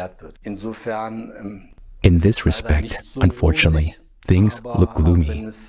And no matter how bad it sounds, this is just the beginning. So, I believe that in the nearest year or two, the situation will only worsen. Regarding the economy doing well, I'll leave that aside. I wouldn't put it that way. That's the way they're presenting it. But when you look at small and medium-sized companies, before the crisis, there was a change in the legislation that no longer requires companies to file for bankruptcy, which means that many companies that should have been closed down due to their financial reasons still exist. And it looks as if the economy is doing well. But at the same time, many employees have been made redundant, and now a large number are working less hours. In my opinion, all of these are just embellished messages. And everyone can see the proof of it by simply counting what they can buy for the same amount of money now compared to what they could have bought before. It means that from the economic point of view, people are not doing well, and it's being felt. You can say and show whatever you want, but in reality, it's the opposite. So clearly, everything is not the way we're being told. For instance, they say that the crisis in Ukraine and supply issues or something else caused an increase in prices. There are two main causes of inflation. The first one is the shortage of raw materials, and the second is the depreciation of money. And if we break down the first cause, meaning the shortage of raw materials, into component parts, we can identify two more types of inflation. The first is the inflation of demand. When some products are extremely necessary, but there is a small supply of them. In this case, the product automatically becomes more expensive, which is quite natural. The market reflects itself. And the second one is the inflation of the production costs. Meaning, if the manufacturing cost of a product has increased, for example, a farmer grows tomatoes, cucumbers, and so on. But now he has to pay twice as much for diesel fuel. Then the production costs automatically increase. But these two kinds of inflation are actually insignificant because nowadays they account for a very small part of what we see and experience. Today, the main reason for inflation is monetary inflation. When the market is flooded with large amounts of money, or there's more of it being printed, which is exactly what the Central European Bank has been doing for the last 7 to 10 years, then the value of money depreciates. Unfortunately, it won't work with the current system. The most you can do is to make selective improvements in areas where you are an expert, or create some opportunities to make things less dramatic. But for real changes to occur for people, basically, the whole system has to be changed. There must be transparency. Every person must be involved. And all systems can be formed differently.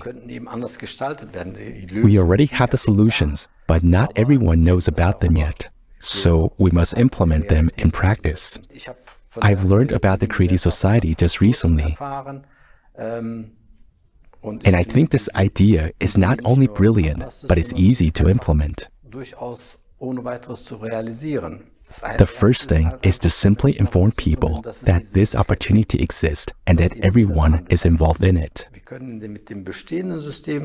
In the current system, we can only treat the symptoms, but that wouldn't cure the system as a whole. So we will have to change it from the ground up.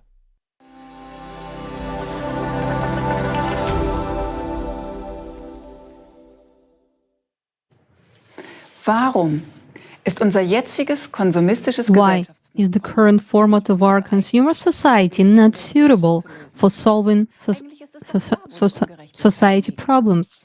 Because it is actually clear where the injustice lies. When we speak about the consumer society or the consumeristic format, we do not mean that people should not buy goods, services, or comfort. Rather, we use this term to describe the destructive orientation of our society. Consumer society is a society that does not serve to protect human life and improve the overall quality of life, but instead is geared towards increasing profit and maintaining power for the few, while allowing oppression and exploitation. Dear viewers, we can clearly see that we no longer have a social market economy. Instead, it is more and more of a pure market economy, where there is a market for every good and service, and when it comes to existential areas of our life. Thus, all issues in our society are now reduced to just price optimization and profit maximization.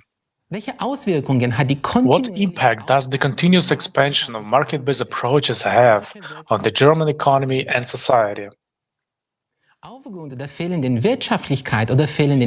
to insufficiently profitability or lack of funding, clinics are forced to close, reduce bed capacity, and cope with staff shortages. At the same time, more and more expensive medications are approved for use, and pharmaceutical companies make billions of dollars in profits. We are paying for the second most expensive electricity, not only in Europe but worldwide, while our electricity supply is becoming increasingly unreliable, and we already have to prepare for massive blackouts. In 1/5 of Germany's territory, not every user has mobile coverage because it is unprofitable for mobile network providers to expand their networks across the country. In addition, we export 700,000 tons of waste each year to other countries because it is cheaper to recycle it there. However, in most cases, they end up in landfills or even in the sea. We import food produced with forced labor or child labor because it's cheaper. Why are we faced with this absurdity every day? The answer is always the same everywhere. We do not have enough money to solve the problems we have to solve. And this is not only the case in Germany. All over the world, people are confronted with absurdity and dissatisfaction.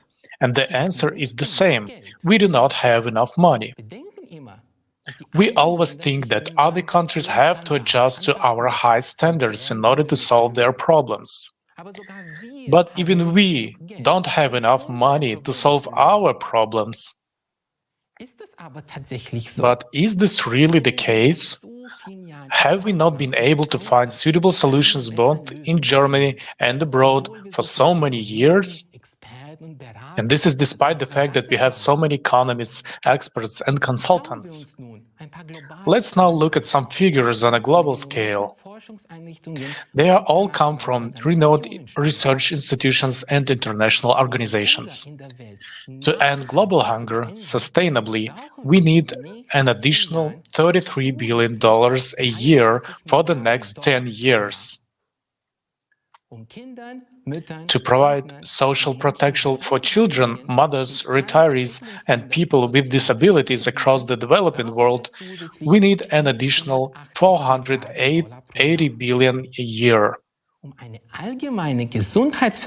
We need an additional $707 billion a year for universal healthcare across the developing world for 6.6 billion people.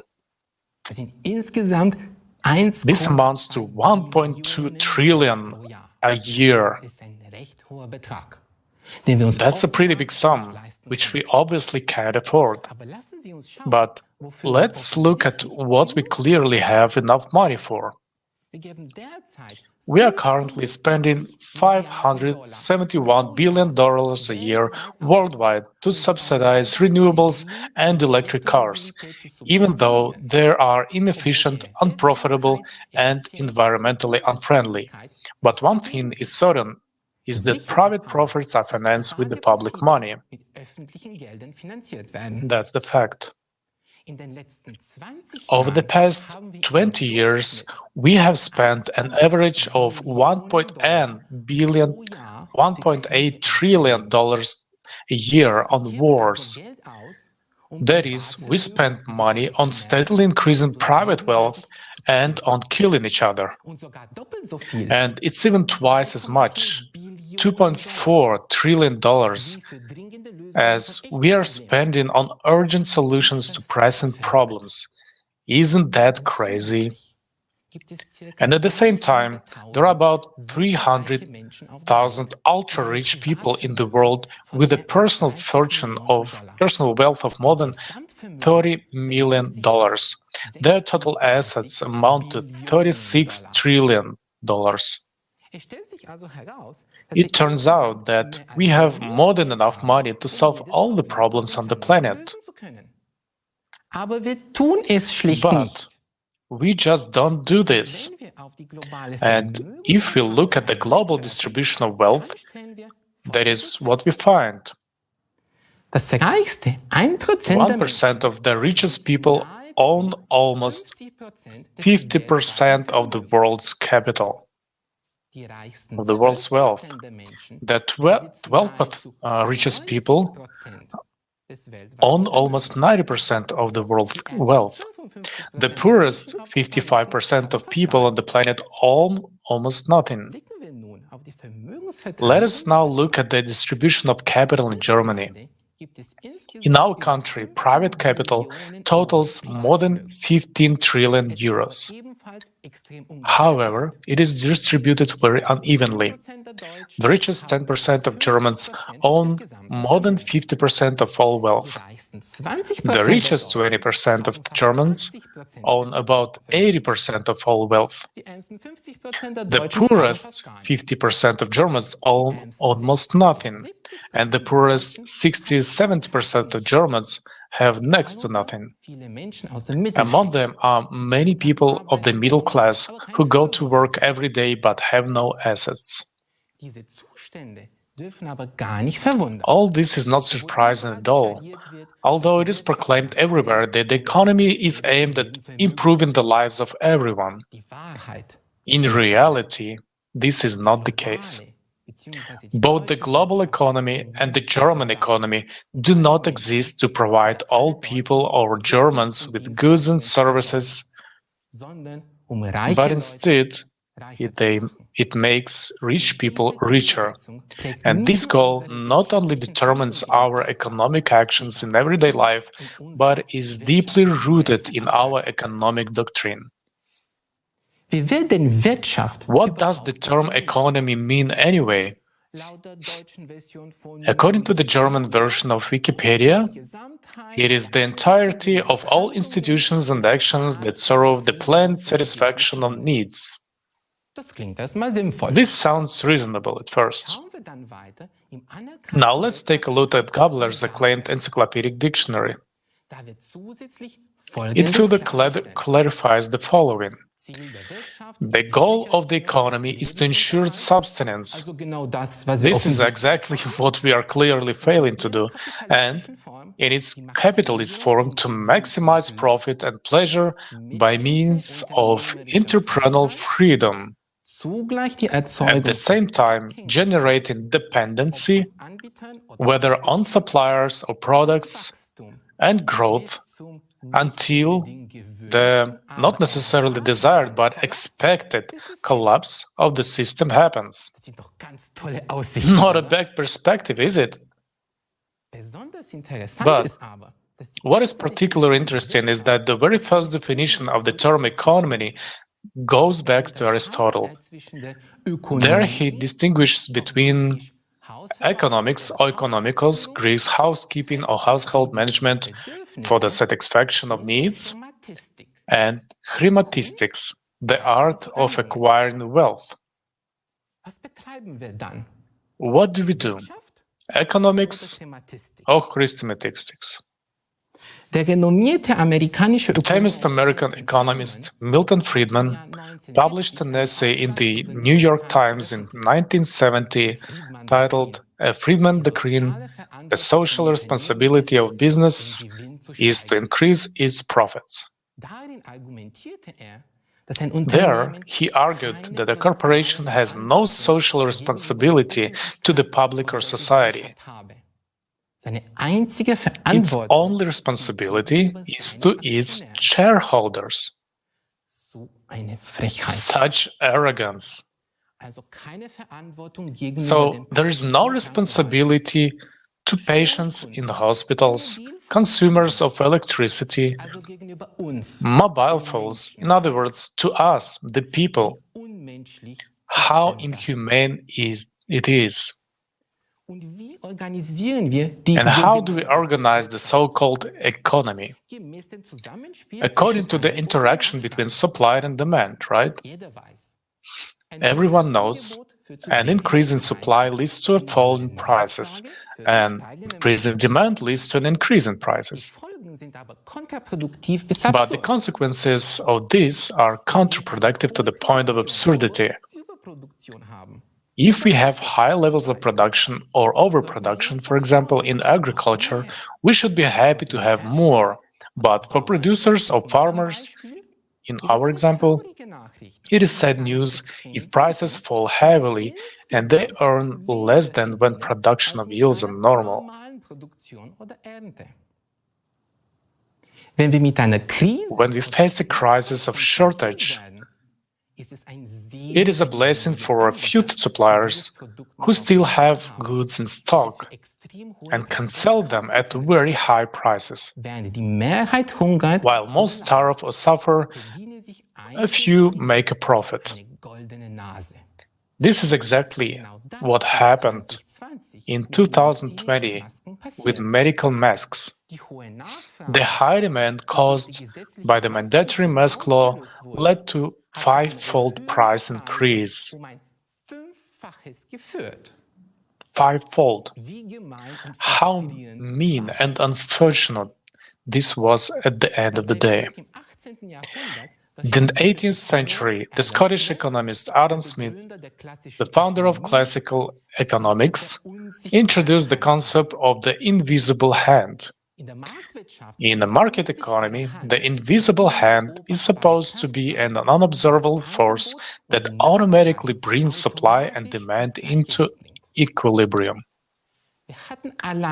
We have had some 20 economic crises over the past 100 years alone. Where has this invisible hand been all this time, when millions of people have lost their jobs, homes, health, happiness, and hope? Do we want to continue to rely on this invisible hand in the current and coming economic crisis? Do we really want a market for all our lives? Do we want to continue to strive for profit maximization instead of livelihood security? Look at how paradoxical the economy is structured. Planning takes place at every level, in a family, in a small or medium-sized enterprise, in a corporation, in a government budget, and at the highest level in the national economy. An invisible hand must regulate market developments. How does this fit with our German common sense, with our desire for security and well-being, when everything should be under control? Let's look at German and international corporations. They employ hundreds of thousands, sometimes even millions of people. These corporations are richer and more powerful than many national economies. They are profit-oriented and extremely professional. They plan everything and stick to their plans. This is also consistent with economic doctrine. But at the same time, economic doctrine says that we should not plan for our common good, but leave it to chance. And what happens in times of crisis? Sometimes markets and whole economies collapse. Sometimes the state intervenes and rescues banks or corporations because they are systemically significant. During the 2008 financial economic crisis, profits were privatized and losses were socialized. Thus, in good times, corporations generate higher profits for their shareholders. In bad times, we all have to pay taxes to cover corporate losses. This is no longer a market economy at all. It is socialism for the rich and capitalism for the poor. And last but not least, in the 2 years of the pandemic crisis, the 10 richest people in the world doubled their wealth to a combined of $1.5 trillion, while millions of people lost their only source of income. How absurd can this economic system be? It is by definition programmed to fall, to a collapse. It is particularly prone to crisis. It always favors the rich, and there's always a clear loser. This is we, the people. Vielen Dank, Christian, für deine Ausführungen. Ehrlich gesagt, Thank you, Christian, for your explanations. Honestly, it's quite sobering to hear that our economic system doesn't really provide for social justice, because everything is aimed at increasing profits rather than meeting our real needs. Du hast recht, Sylvian. Yes, you're right, Sylvian. Even though we hear about economic growth every day, the population is getting poorer. At the same time, the definition of the concept of the economy says that it should provide people with a livelihood. But today, things are different. Social injustices in crisis are taken into account and even systematically planned. But does that mean that we should continue to do so? Ultimately, economics is an agreement between people, not a universal law. Exactly. It also means that we have the opportunity to create new conditions, to build an economic system that will not provoke crisis. Now we can see that we are already heading towards the next big economic crisis, even if we can't judge it by the numbers yet. One thing is for sure, it can't continue like this. Changes will inevitably occur. Either there will be a collapse, or we will move to an economic model which can only be implemented in a creative format of society. Christian, at the moment, the economic experts of the Creative Society project have developed a new holistic model for our economy that will function differently and have a completely different vector. Could you tell our viewers more about this? Dear viewers, dear people, we urgently need a completely new economic model that guarantees sustainable benefits for all of us and will maximize our prosperity. I'm often asked, is this even possible? History shows us no positive examples. Yes, it is possible. And to do that, we have to fulfill only one basic requirement: unite in a creative society, in which human life is of the highest value, where all political, economic, and social activities are indeed directed towards the improvement of our lives.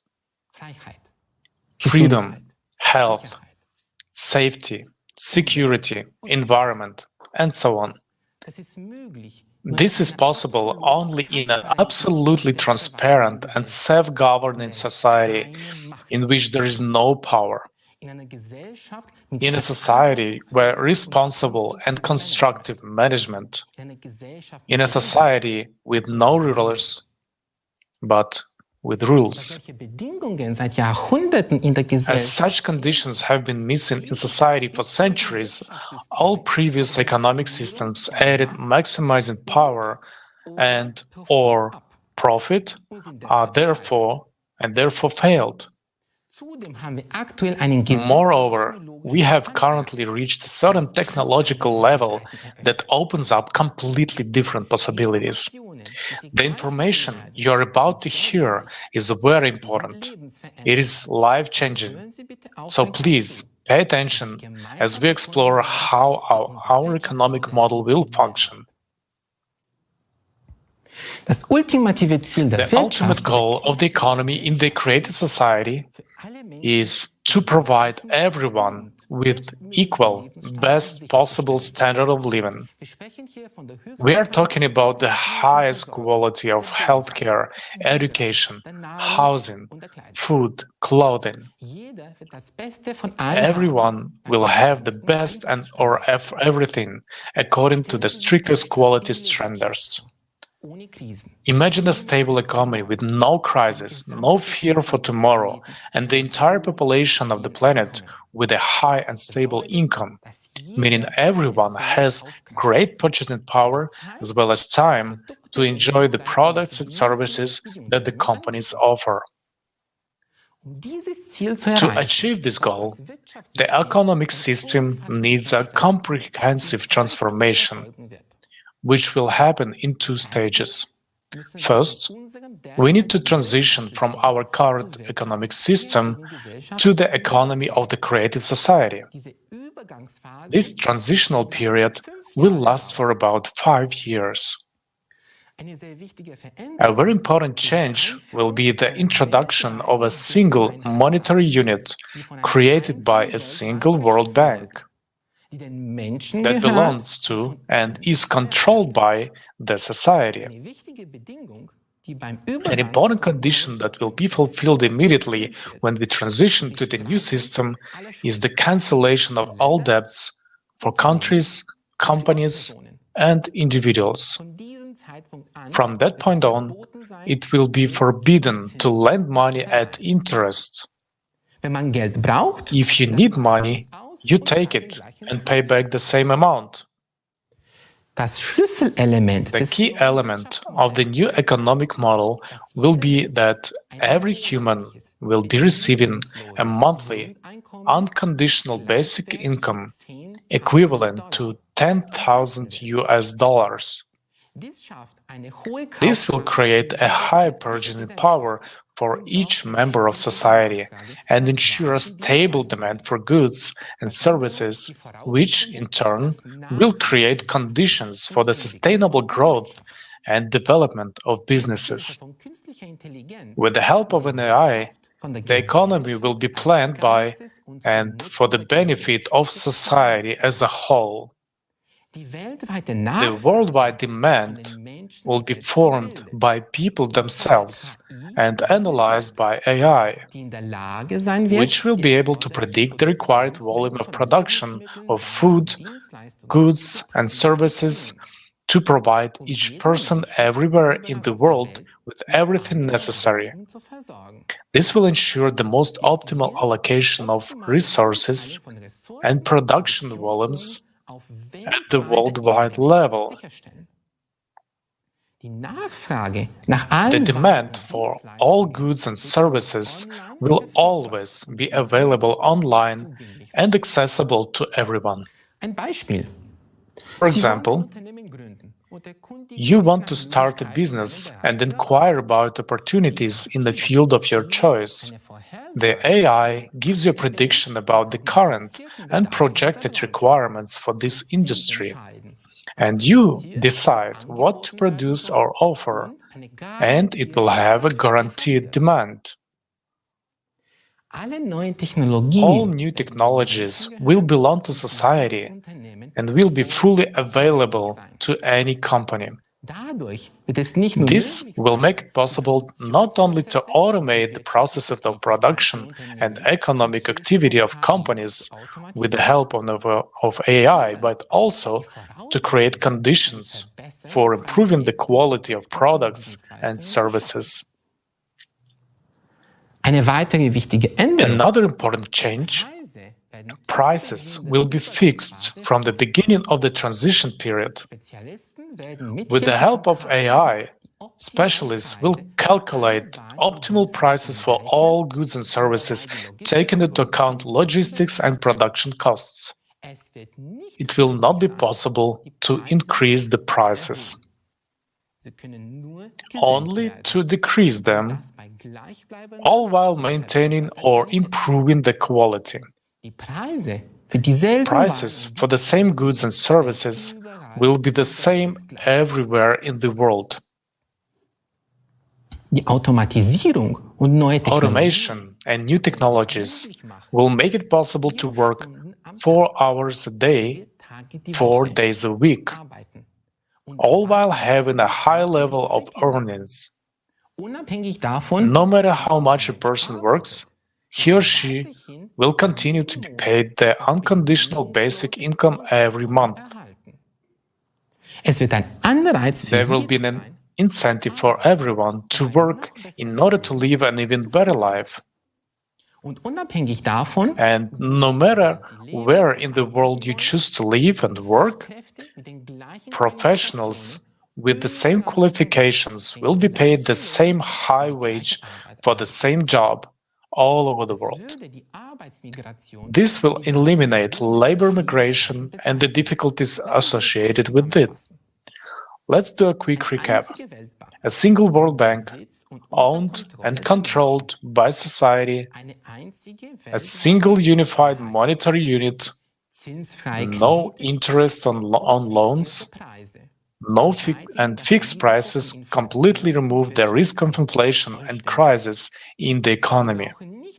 We no longer need to seek for the balance between supply and demand for money, between the amount of money in circulation and goods and services on the market. If today the competition is built on money, on price reduction, in the transitional period, companies will compete on quality. A predictable demand, fixed prices, a single monetary unit, no interest on loans, full access to new technologies give businesses enough room to improve quality and make good profits. All these factors will create conditions for healthy competition and will stimulate the production of higher quality products. This, in turn, will ensure a high standard of living for everyone. In the creative society, we will create such conditions where corruption and the influence of individuals on politics and economy will be impossible.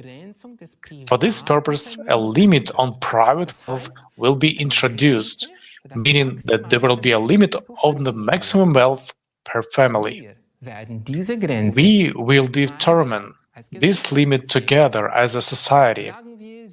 Let's say it will be 10 million US dollars. Such a fortune is more than enough for a comfortable, wealthy life. But it's not big enough to start the war. The world's resources, strategic industries, and life-supported enterprises will belong to the entire world community, including the mining industries, energy production, development of new technologies, healthcare, the production of medicines and medical equipment, the telecom infrastructure, the financial system, and large agricultural enterprises. At a certain point in time, after preparing all the necessary conditions and maintaining a new economic framework, we will choose a date on which the new economy of the transition period to the creative society will start.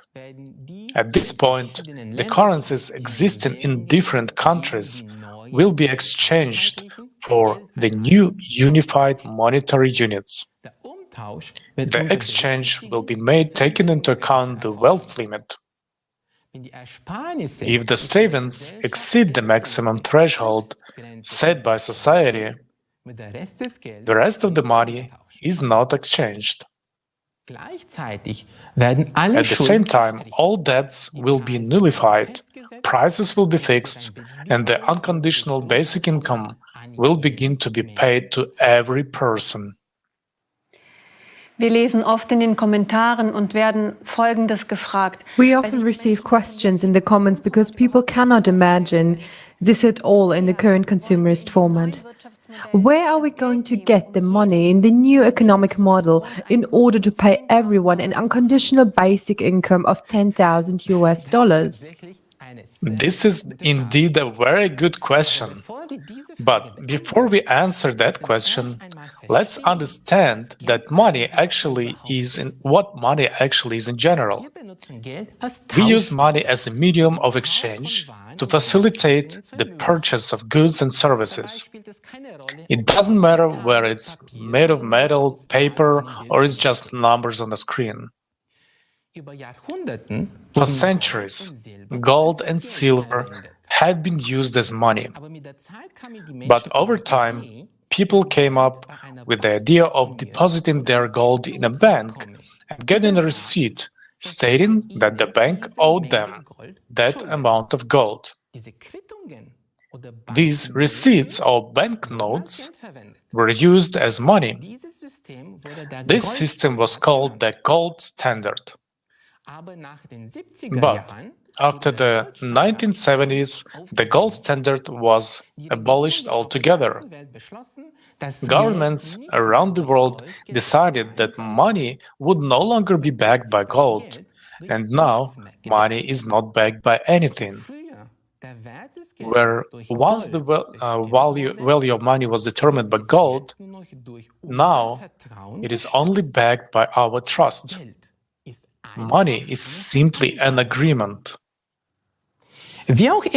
Anyway, in a world where you have to pay for everything, we depend on money. And people spend most of their lives earning money.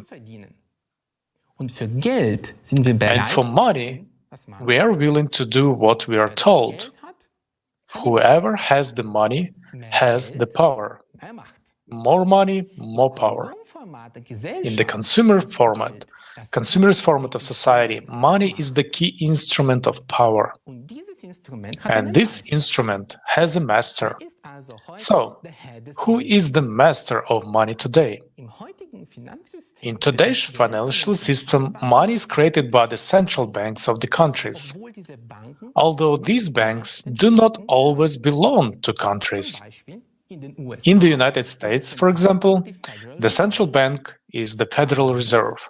But did you know that the Fed is owned by private bankers?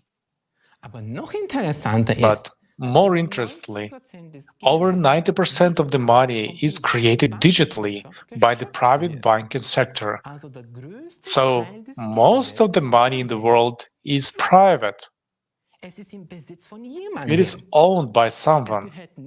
It does not belong to the government. It's private property. There are trillions of dollars in private hands at the moment. That's the root of the problem. Money belongs to a small group of people, not society. And no matter how we try to earn it, the money always goes back to its owners. But here's the good news. Economics is not an exact science. There is not a single law in economics, like the law of gravity in physics. In economics, there are no axioms or postulates. The economy is simply an arrangement, an agreement between people. And that means that we can change it. We are used to thinking that money belongs to someone else. It is public, international, private. But in the creative society, money will belong to society itself. As we said earlier, there will be a single World Bank that will be owned and controlled by society. The function of this bank will be to create and redistribute money for the needs of society. A new, single, unified monetary unit will also be introduced. With this introduction, other currencies will cease to exist and all savings and income will be exchanged for them. Private banks will no longer be able to create money, and there will not be private banks anymore. We will decide by ourselves as society how much money we need to create to provide each person with an unconditional basic income, quality housing, development of healthcare and education, and improvement of our lives. We can create as many trillions as we need, and they will all be ours, and they can be all kept on the common account if we don't need them. The key point, very important to understand, is that this money will not be subject to inflation, because in the economy of the creative society, prices will be fixed all over the world and won't be subject to raise. Prices will no longer depend on the amount of money in circulation, and the value of money will be sustained. And we must understand that keeping money in circulation is a temporary necessity during the period of transition to the creative society. It is crucial to understand that the creative economy is a harmonious global economic model. The economic principles we've just discussed can work only together everywhere around the world. Only one of the sum of the creative economic principles will not work independently of each other. During the transitional period, we will be able to rebuild our economy, develop and make available new technologies in energy, science, healthcare, ecology, food, and other products to everyone. This will enable us to move on to the next stage. The economy in the creative society. This is a completely different world, a world of new, unlimited, accessible to everyone, and free energy. It is a world of new technologies for the production of goods and food throughout the control of elementary particles. Through the control of elementary particles. In this world, we will no longer need money. In the creative society, each of us will be rich, confident in the future, and free to live the life each of us wants. Vielen Dank, Christian. Ich muss ehrlich sagen, Thank you, Christian. Honestly, I'm absolutely delighted with this economic model. With such a reorganization, we will have a lot of free time. We will have time for our families, for hobbies, for activities to which we could devote ourselves with joy and dedication. It's a life without a fear of poverty and social decay. Entrepreneurs will also have more safety, social recognition, and opportunities to develop in the creative society. Unfortunately, with the present-day economic system, we do not have such prospects. Another aspect that is increasingly destabilizing our economy is the progressive climate change. According to the Global Risks Report 2022, extreme weather events and environmental pollution are the main threats to the global economy. But climate change is not just a financial threat to our economy, it's also an existential threat to humanity as a whole. And this is what we will talk about in our next thematic block.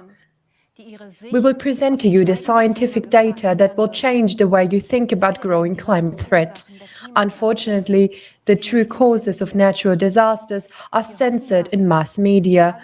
Therefore, we hope that the presented facts, which are scientifically grounded and which are able to verify, will reach as many people as possible.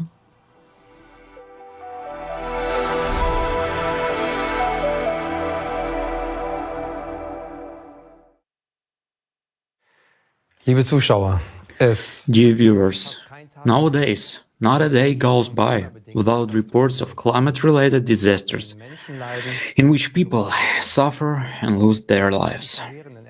Whether it's devastating earthquakes in Syria and Turkey, the tropical storm in New Zealand, or the floods in Australia. Everywhere in the world, anomalous events with catastrophic effects on people and nature are on the rise. At ever shorter intervals, the climate is setting new records of the century. We in Germany observe these events from a distance and think that it affects us rather less, since we are not exposed to volcanic eruptions, tsunamis, or severe earthquakes. In the big headlines of international news, we only see the big events, and what is happening on our doorstep seems rather small and not so serious. Is that really so?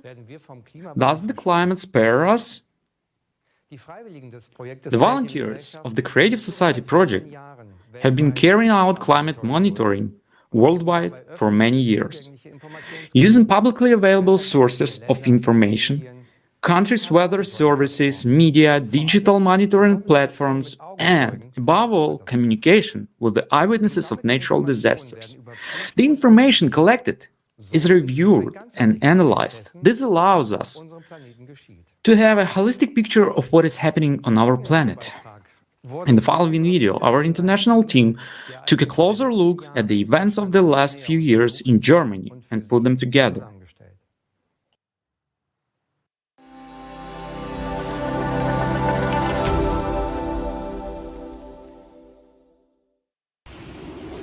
Climate change is a reality, and its consequences are being felt all over the world. Whether it is drought, flood, or hurricane, every year we hear about new cataclysms of the century, one record succeeding another. But what is the situation in Germany? Our country is located in a temperate climate zone, and this means that extreme weather events should be the exception rather than the rule. However, the last 3 years have shown a different picture in Germany. The number of severe natural disasters is also increasing, leading to enormous economic losses as well as loss of people's lives. As for meteorology, the year 2022 broke many records around the world. The average annual number of storms in Europe has increased by nearly a factor of 17, starting from the year 2000 up to the present day. The storms did not spare Germany either. This was the first time such a cascade of devastating storms was observed in the country.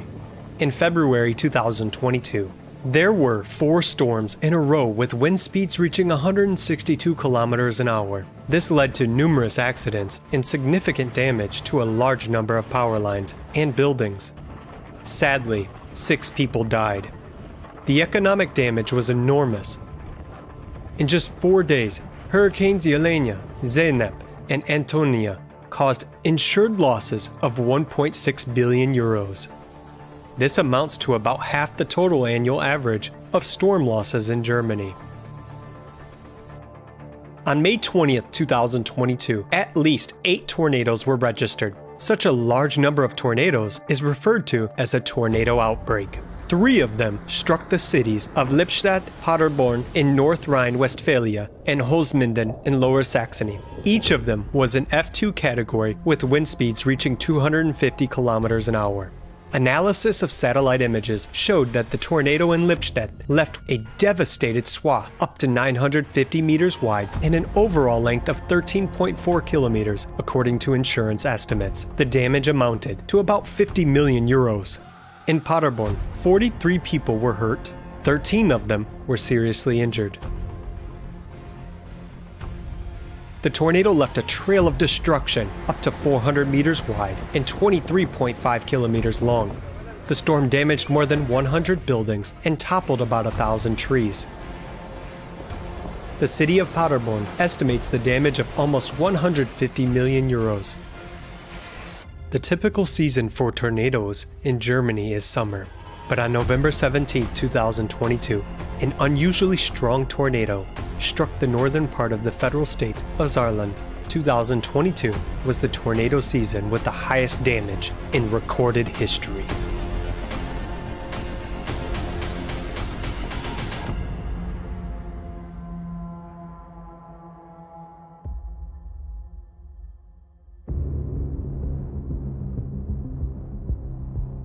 The summer of 2022 was the hottest summer in Europe in at least 500 years. It is unusual that the highest daily temperature in Germany was recorded in the north of the country. On July 20th, a new temperature record of plus 41 degrees Celsius was set in Hamburg-Neuweidenthal. On June 19th, 2022, the earliest snowmelt in 62 years was recorded on the Zugspitze. The height of the snow cover was only 84 centimeters. The year before, it was 4 meters during this period. New heat records have been set this winter. Local weather stations recorded almost 950 temperature records in Germany between December 31st and January 2nd. In Weilhambach, in the Walheim-Schongau district of Upper Bavaria, the thermometer showed plus 20.8 degrees Celsius on New Year's Eve. Despite the pleasant weather, this is a frightening trend. In general, abnormal heat waves are becoming more intense, longer, and occur more often and earlier than usual. As we can see from the statistics, in 2022 these trends intensified many times. Extreme heat has also affected people's health. Its negative impact on the cardiovascular system poses a direct threat to life. The heat and lack of rain led to the worst drought in Europe in 500 years. At least 64% of the EU territory was affected. This had a strong impact on the water supply and the agricultural sector. In Germany, the drought mainly affected the amount of grain harvest, which was well below the multi-year average. The Agricultural Association expects even more difficult climatic conditions in the future. Forests also suffer greatly from the pronounced drought and heat. due to a significant lack of water, which couldn't be compensated even by short and heavy rains. Forest owners have suffered a loss of 12.5 billion euros since 2019. And since 2018, about 400,000 hectares of forest have died due to rising temperatures and drought. This area can be compared to more than 500,000 soccer fields, or 1.5 times the area of the federal state of Saarland. The condition of water bodies in Germany has also deteriorated sharply as a result of the drought. Large rivers and reservoirs are becoming catastrophically shallow. The water level of the Rhine, one of Germany's most important trade arteries, has dropped to a record low. Shallowing of the Rhine caused a chain of problems. Shipping was practically halted. Supply chains were interrupted, resulting in a fivefold increase in transportation costs. Low water levels in the rivers also affected energy suppliers, because, on the one hand, coal transportation was severely hampered, and on the other hand, the output of electricity generating power plants had to be reduced in order not to endanger the river ecosystem by discharging warm water from the cooling systems. The pronounced impact of the drought on the rivers of Europe is evidenced by the so-called hunger stones that have resurfaced across the Rhine, Weser, and Elbe rivers. They became visible due to extremely low water levels. These are ominous signs marking years of drought and periods of famine. In Germany, which is usually so abundant with water, reports of water shortages are no longer a rarity, as evidenced in particular by the dire water shortage situation in eastern Germany. 2022 was a record year of wildfires in Europe. Severe wildfires broke out in various European countries including Portugal, France, Italy, Germany, the Czech Republic, and Spain. As of October 15, 2022, their area was 772.5 thousand hectares. This is 3 times the size of Luxembourg. The European Forest Fire Information System, Copernicus, recorded 32 large forest fires in the past year. A total of 4,300 hectares were affected, an area larger than 6,000 soccer fields. Studies show that there has never been such a large number of wildfires in the last 100 years as in 2022. According to the calculations of the working team of the Federation of German Forest Owner Associations, AGDW, the damage in 2022 also reached a record level of approximately 30 to 40 million euros. The total damage to health, nature, and the economy far exceeds 600 million euros. Periods of extreme heat contribute to abnormal precipitation and hail. Long-awaited cooling often leads to the other extreme.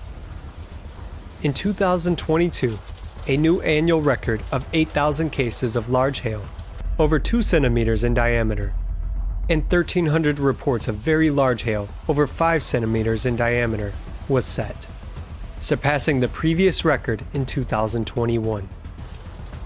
In Europe, 215 people were injured and 1 child killed in a hailstorm. In Germany, more than 25,000 hectares of farmland were destroyed by hail, resulting in a loss of about 50 million euros. Overall, German insurance companies reported losses of 4.3 billion euros due to storms, hail, and heavy rains in 2022. While 2022 was marked by drought, 2021 was characterized by extreme precipitation and catastrophic flooding.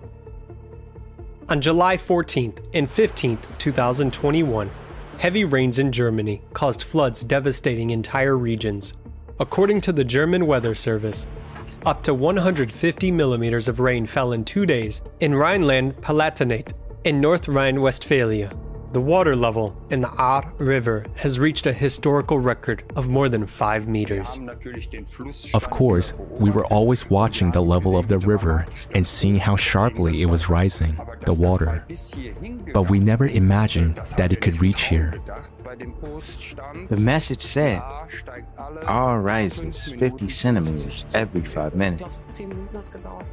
I think it was 10 minutes and the water was already there, and we were trapped back and front. This is one of the worst natural disasters in Germany, claiming more than 180 lives. 766 people were injured.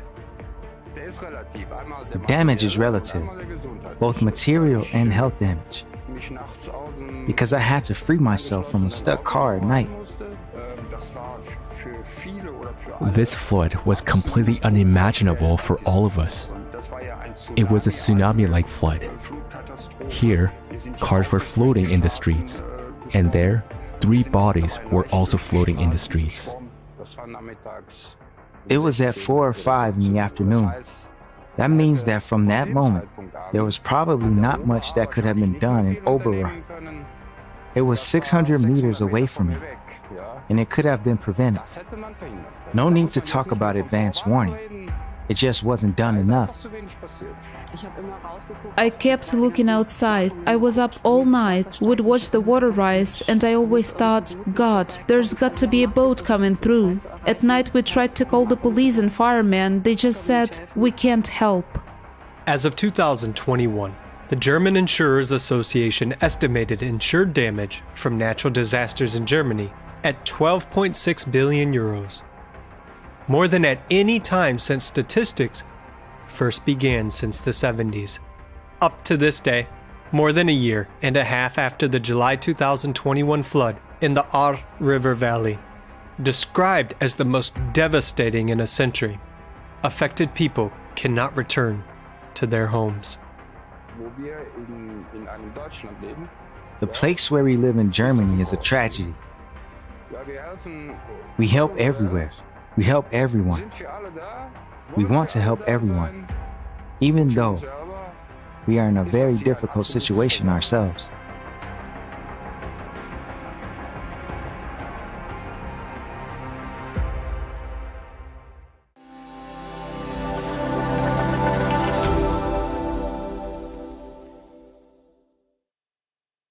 This video has clearly shown to us that climate change, with its intensifying natural disasters, is affecting our country already today, causing great destruction and financial losses.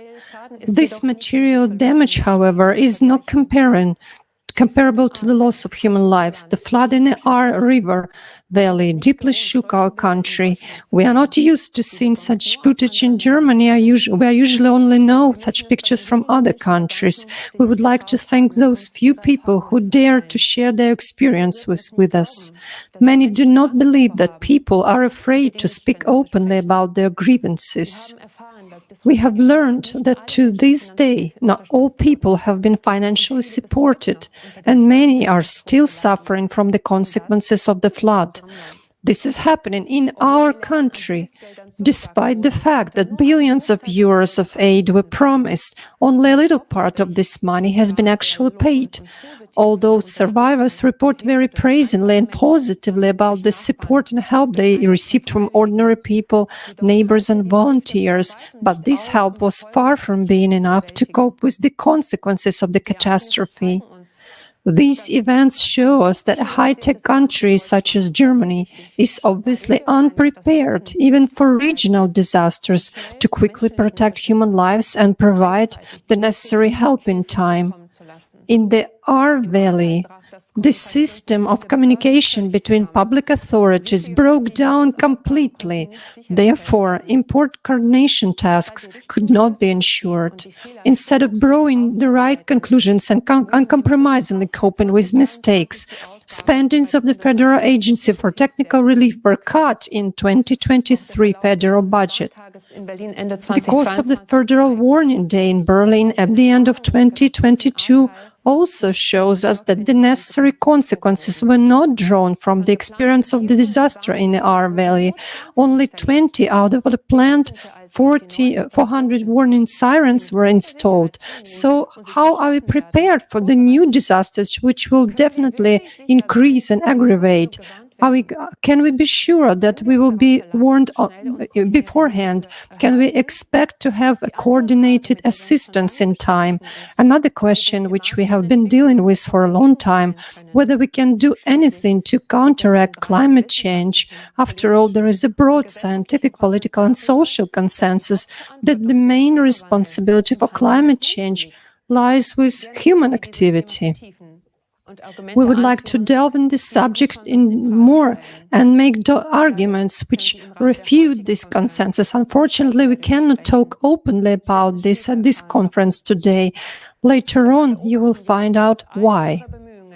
We have been observed that despite all our efforts to combat climate change, the number and severity of natural disasters around the globe are increasing.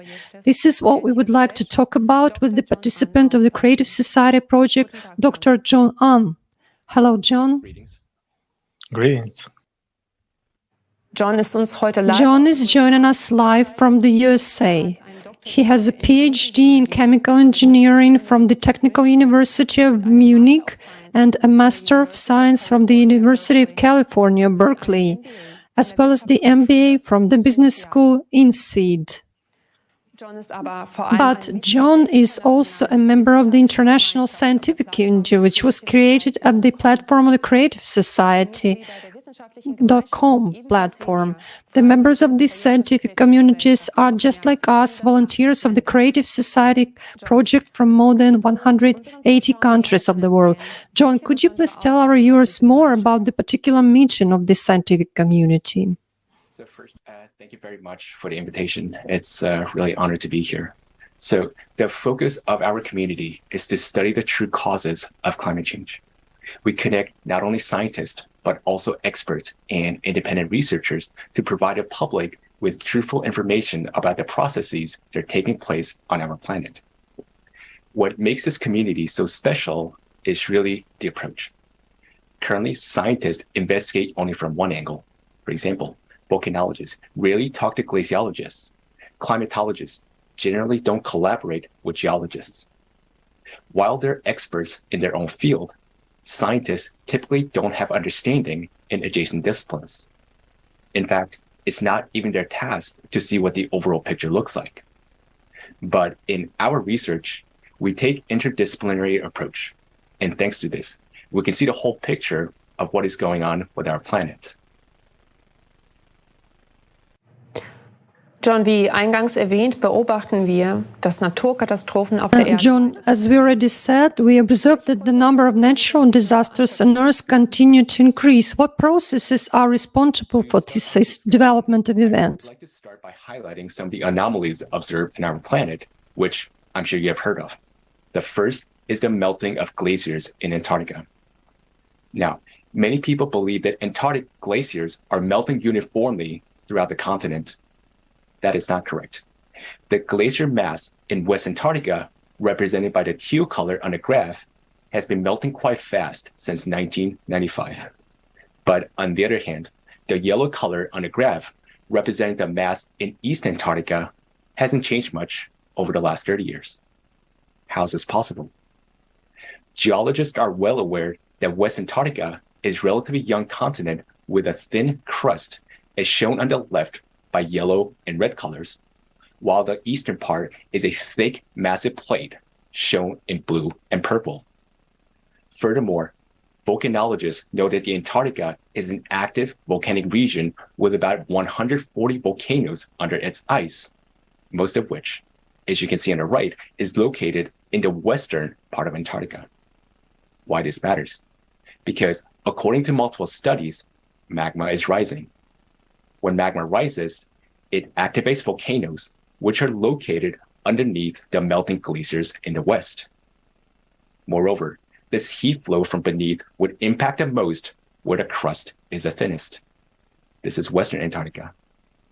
In other words, the glaciers are melting from bottom up. One piece of evidence indicating the rise of magma or heat flow from beneath is the temperature change of the Weddell Sea, which is located off the coast of West Antarctica. The water at the bottom of the sea warmed up nearly 5 times faster than at the top. This happens because most of the heat is coming from the bottom, not from the sun.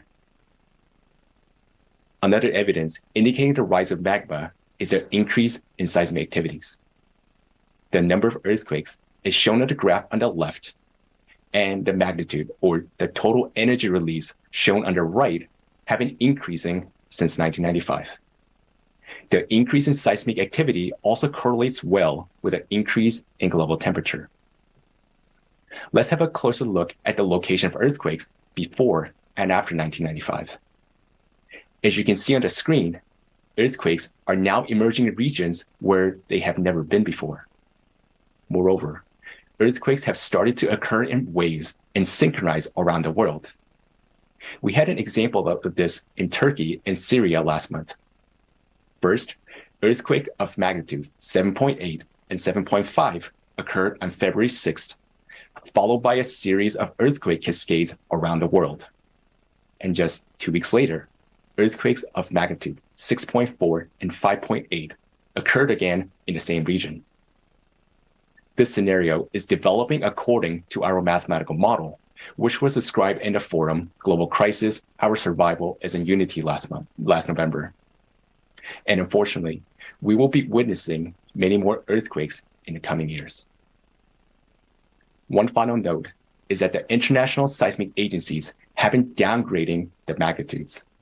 And since 2015, they have been concealing the increasing number of earthquakes and thus misleading the public such that many people are not aware of increasing seismic activities around the world.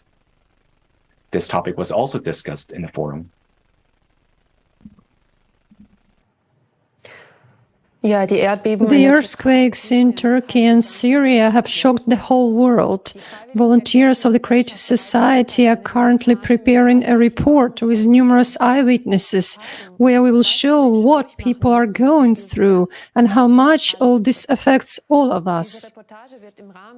This report will be presented at the upcoming forum Global Crisis, There is a Way Out, which will take place on April 22nd, 2023.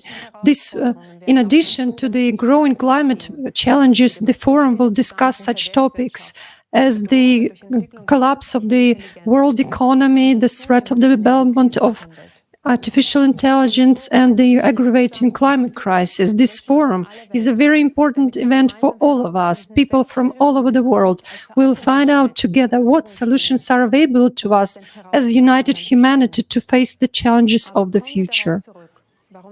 Let's return to the question why such events will become more frequent. John, you've pointed out that earthquakes are becoming more frequent and stronger because of the rise in magma. But what is the cause of this? Let's go back to 1995, when a series of changes began to occur inside our planet. As shown on the slide, one example is that since 1995, the magnetic North Pole started to drift quicker, about 4 times faster than the norm. Also, the magnetic field has weakened by 15% from the norm by 2015 and declined even further since then. We're now seeing, as a result, the northern lights becoming more intense and penetrating to more southern latitudes. Furthermore, unusual phenomena in the atmosphere have been observed recently in different parts of the world, including Germany. And since 1995, the rotation axis of the planet sharply shifted, as indicated on the left, and moreover, the rotational speed of the Earth, which typically goes through cycles of acceleration and deceleration, began to accelerate much faster in recent cycles, as shown by the right by the steeper yellow lines. Now, what could cause the changes in the magnetic field, axis of rotation, and the speed of rotation? It is a core of our planet, something that synchronizes and stabilizes all processes on Earth, something that has been stable for a long time. But the core abruptly shifted to the north, towards Siberia, around 1998, and it is now destabilized. Why is it significant? Do you recall the emphasis on the rise of magma? The destabilization or imbalance of the core accelerates the rotation. You can imagine a wobbly sphere, increases the centrifugal force and causes magma to move further away from the center towards the surface. And when magma rises, it exerts more pressure on the Earth crust, which triggers seismic activities and opens up new fracture zones. This allows water from the surface to escape into the Earth's interior, drying up lakes and rivers, even though precipitation and floods are increasing. In addition, the rise of magma causes increase in volcanic activity, heating of the glaciers and oceans from bottom up.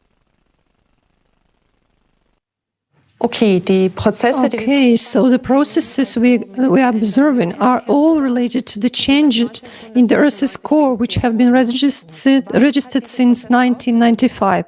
What actually triggered those processes? Is this a unique phenomenon? It is related to cyclicity.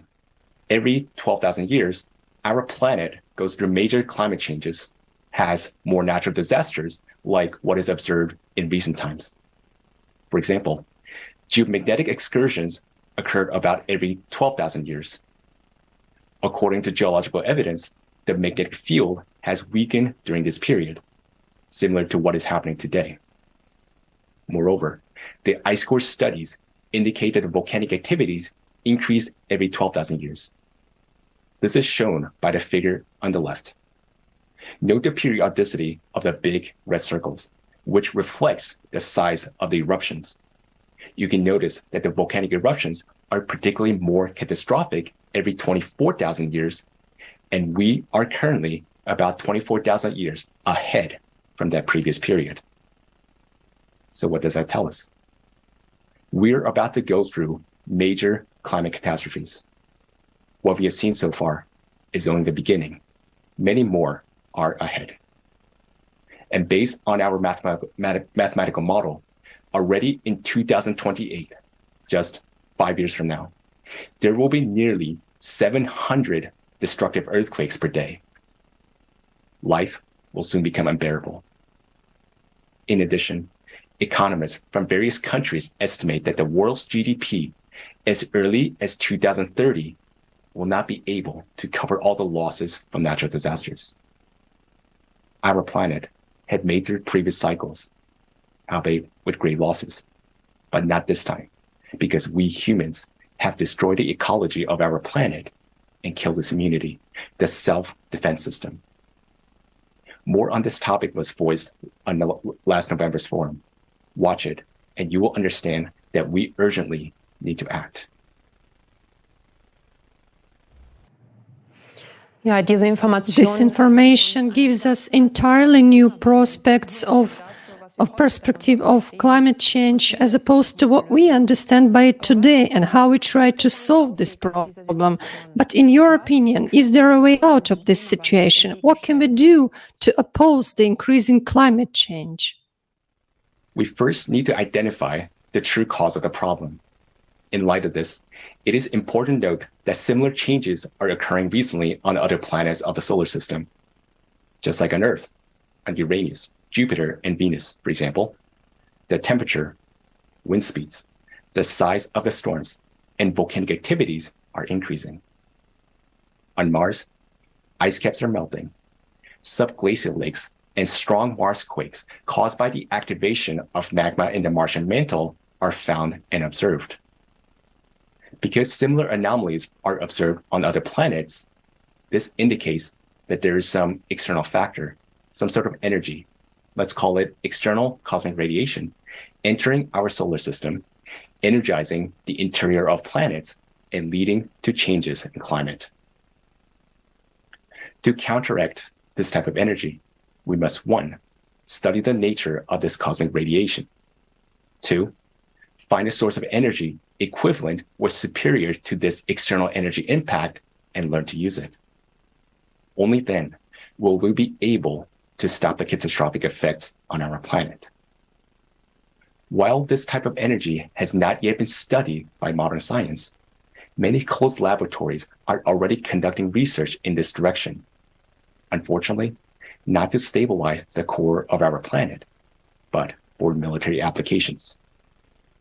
Scientists working in this area have the necessary skills, experience, and understanding that the world-famous Nobel laureates and grant eaters have never even heard of. But these essential scientists will not be able to work on our survival because no countries will let them, as long as our world continues to live in a consumerist format, the format of the eternal race for domination, influence, and power. Because every state in the race for domination will hide its real best minds to the very last. So the real essence of the climate problem is that scientists cannot be united in the current format of society. Thus, if we really want to survive, we should change the very format of society, the very model of our social organization. We need such a format of society which would provide no conditions for wars to break out and where it will be impossible for few to rule over billions. And it doesn't matter what this format will be called. What is important is the conditions it will create in society, the conditions where human life will have the highest value. This format is what we call creative society. Creative society forms such conditions in the world in which we will finally end the competition for profit and power. And most importantly, we can bring real genius scientists together. Only this will give humankind a chance to find ways to counteract this cosmic radiation, to stop the destabilization of the core, and to prevent the growth of climate catastrophes. In the creative society, humanity gets a chance to survive. And what's more, we get a chance to build a unified civilization, as we should be, so that never again will humanity face such threats. Creative society is our real chance for life. Vielen Dank, John, für diesen Thank you so much, John, for this valuable report. The fact that we have the opportunity today to learn the research results of the international scientific community is crucial for us, because honest and conscientious scientists today are trapped in a profit-oriented format, and they do not dare to inform the world public about the real threats and upcoming events because of fear of losing their position, fear of public slander, or because they are censored. In today's conference, we had to bypass certain topics because a few weeks ago, the global initiative Creative Society has faced a massive removal of channels in different countries. First of all, it is unjustified and without any warnings, videos and channels are deleted which talk about the real causes of climate change. Why? Because people would be able to ask the logical questions. Why are we paying for decades for measures that do not stop climate change and do not help the victims of climate disasters? Mass media giants not only infringe on freedom of speech, but they endanger all of us and themselves as well. Because of false theories, we lose precious time and resources, but it's exactly what we need urgently right now to mobilize our strengths as a united global community in the face of increasing cataclysms. Every day of lost time means the loss of human lives. Today, using the example of Germany, we have seen only a fraction, a small part of what people around the world have to experience. No country, regardless of its economic situation, can protect itself today from the current natural disasters. These events are escalating with increasing progression. It is necessary for us to unite all people in the world so that we can reach the necessary scientific and technological level in time and be able to counteract cosmic radiation with a relevant power counteraction. Political representatives will not be able to unite scientists in the current format of society because of the geopolitical conflicts that divide people. What kind of reaction will this shocking information provoke from the population without concrete solutions, which are impossible in our consumerist format of society? Of course, this will cause only panic. Thanks to volunteers of the Creative Society project, people around the globe start talking about these important problems and ways to solve them. On April 22, 2023, the World Forum Global Crisis There is a Way Out will take place. Climate experts, independent researchers and volunteers will present the results of decades of interdisciplinary research. No news portal has still dared to publish these facts until now. This forum is organized by people themselves and on their own initiative because it is about our common future. The forum will be simultaneously interpreted into more than 150 languages, which will break all the previous records. Let's watch together the trailer to this great event.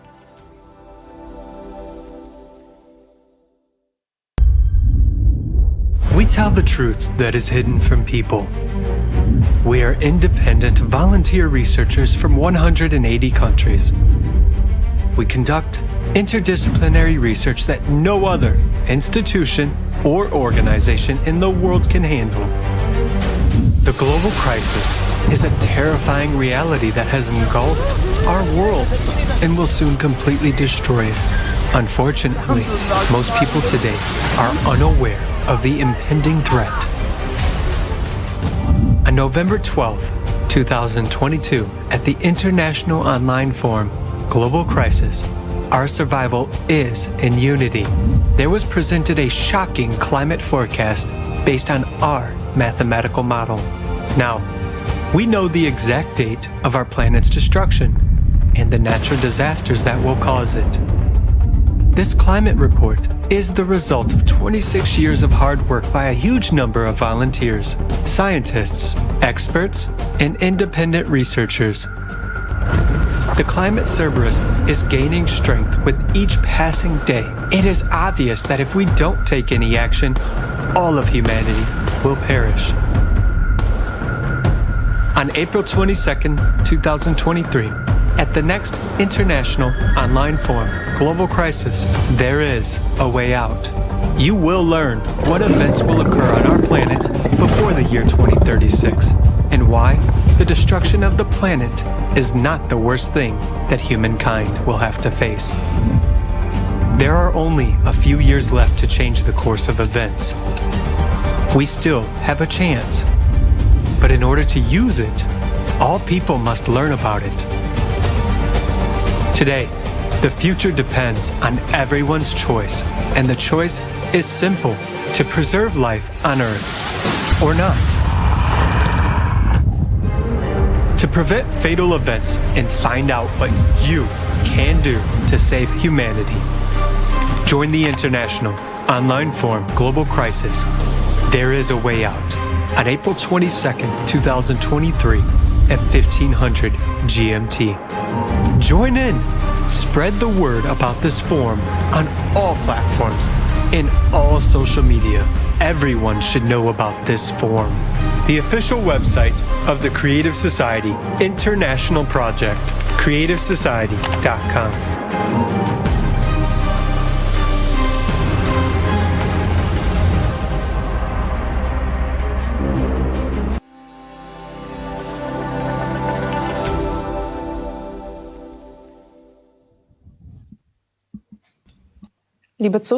Dear viewers, unfortunately, these are not scenes from a blockbuster, but the tragic reality of today's climate situation. Denying this can cost us our lives. It is not scaremongering, it is our appeal to you, because many people are still sleeping while our common home is on fire. Only when we understand the seriousness of our situation, we will see that there is no time for divisions and we must act as one united human community. I hope that we've been able to bring this vital information to you. Now we would like to move on to the next part of our conference, where the solution will be presented. But this will only be possible in the creative society, where the scientific and technological potential will be united, free from geopolitical interests, and it will ensure that we will be able to counteract climate processes. About how we can build the creative society within a very short period of time and thus find the way out of all the crises, we will tell you in our next thematic block.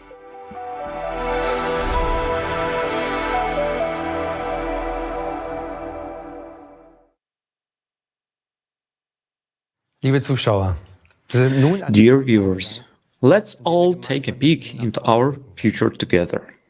Sie haben heute viel von Problemen. Today, you have heard about many problems and absurdities that affect and even threaten us all. Doch so unterschiedlich die Krisen But as aussehen, different as the crises may seem, they all converge on one point: the impasse of our current consumerist format of society. All the solutions we strive for may lead to individual improvements, but unfortunately, we are not solving the problems at the root. And this despite the fact that we have possibilities and technologies that could already help us today. Our one-sided focus on even more profit and income is blocking our way out of all crises. It leaves us hardly any breathing space, and whoever stands still loses. That is what the current consumer society is all about. But what actually made us build such a society? Who decided that this material pursuit dictates our entire lives? Was it a decision of us people? Do we really want to live like this? We asked people about this. We wanted to find out what people really want in life. What should a society look like in which they want to live? Let's watch the following video.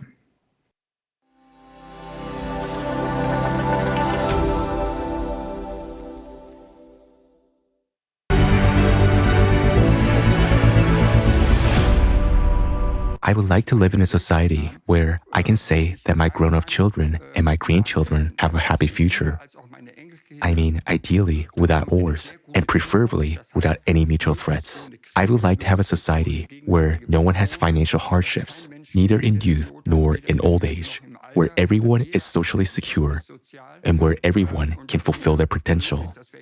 That would be ideal, but not at the expense of others, and also not at the expense of nature. It is just a basic guarantee that everyone has enough to eat, has enough means to live, and that nature does not get destroyed. I wish that there were no natural disasters, no wars, no catastrophes at all. In my opinion, all of this can be avoided. Yes, with democratic principles, and that human life is respected.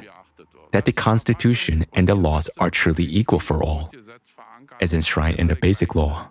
Yes, I would like to live in a world where there is some sort of universal income and everyone gets the same amount of money to have the same opportunities. So that everyone contributes according to their abilities, talents, and interests, so that it will become the most important thing again. Yes, financial equality, especially in old age. Many have worked long years and receive very small pensions. As of today, their pension is too low to live well in old age.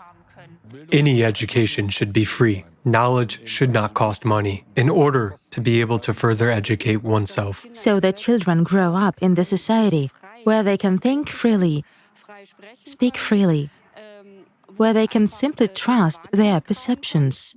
The greed to make even more money, when in fact who already have enough will no longer have a place. To be able to live in a relaxed and open dialogue with people. In fact, it is financial independence. Of course, it's different when you can afford it. I can go wherever I want to. For example, now I can decide to go on vacation or say, no, today I want to stay at home or spend time with my kids, to do what I want to do, walk my dogs, and do not think about tomorrow all the time. I want to live in a society of people who live together, not simply stay next to each other. There really should be created conditions ensuring that you can get information completely independently. It should be freely available, and you can really have any information you need to make decisions. Then it would be worthwhile, at least for society, because all people will be more motivated as they realize, yes, now I can make a difference. And I do it. And I'm doing it now too, because it makes the world a better place. I wish for peace. I wish that they would all sit down at one table and stop murdering, destroying, and killing, no matter who is on which side, no matter in which country in this world. Education is the core issue, and everyone really should have access to it, so that everyone who wants can study at a university. But as we can see, not everyone can afford it. So that everyone, let's say, has a sense of togetherness and doesn't think only of themselves, but has a holistic perception. It's also necessary to find a way to decide together how to go forward. There is enough wealth for everyone. It is only necessary to distribute it properly. I would say, in any case, a place where you are accepted, where you are loved, where you don't have to be afraid to express your opinion, where everyone is allowed to have their opinion and it is accepted, and no one has to be afraid that they will be judged by their neighbor. If you want to find solutions different from what is presented to you in society, they always have to come from below. Decision-making from the top will not work, and it is always the system-relevant things that are in the forefront, that is, consumerism and so on. I would fully support this. Do you mean you would then support the building of such a creative, people-oriented society? Of course, by all means. Yes, that's what we should always strive for that kind of society. Yeah. Right away, of course. This is the life we all dream of, that we could live together, that we could live happily together, that no one would hold us back and we could just develop our potential the way we want to. I would join it right away, absolutely. Yes, definitely, immediately. If there is a chance to implement it, I would say that we should go for it immediately.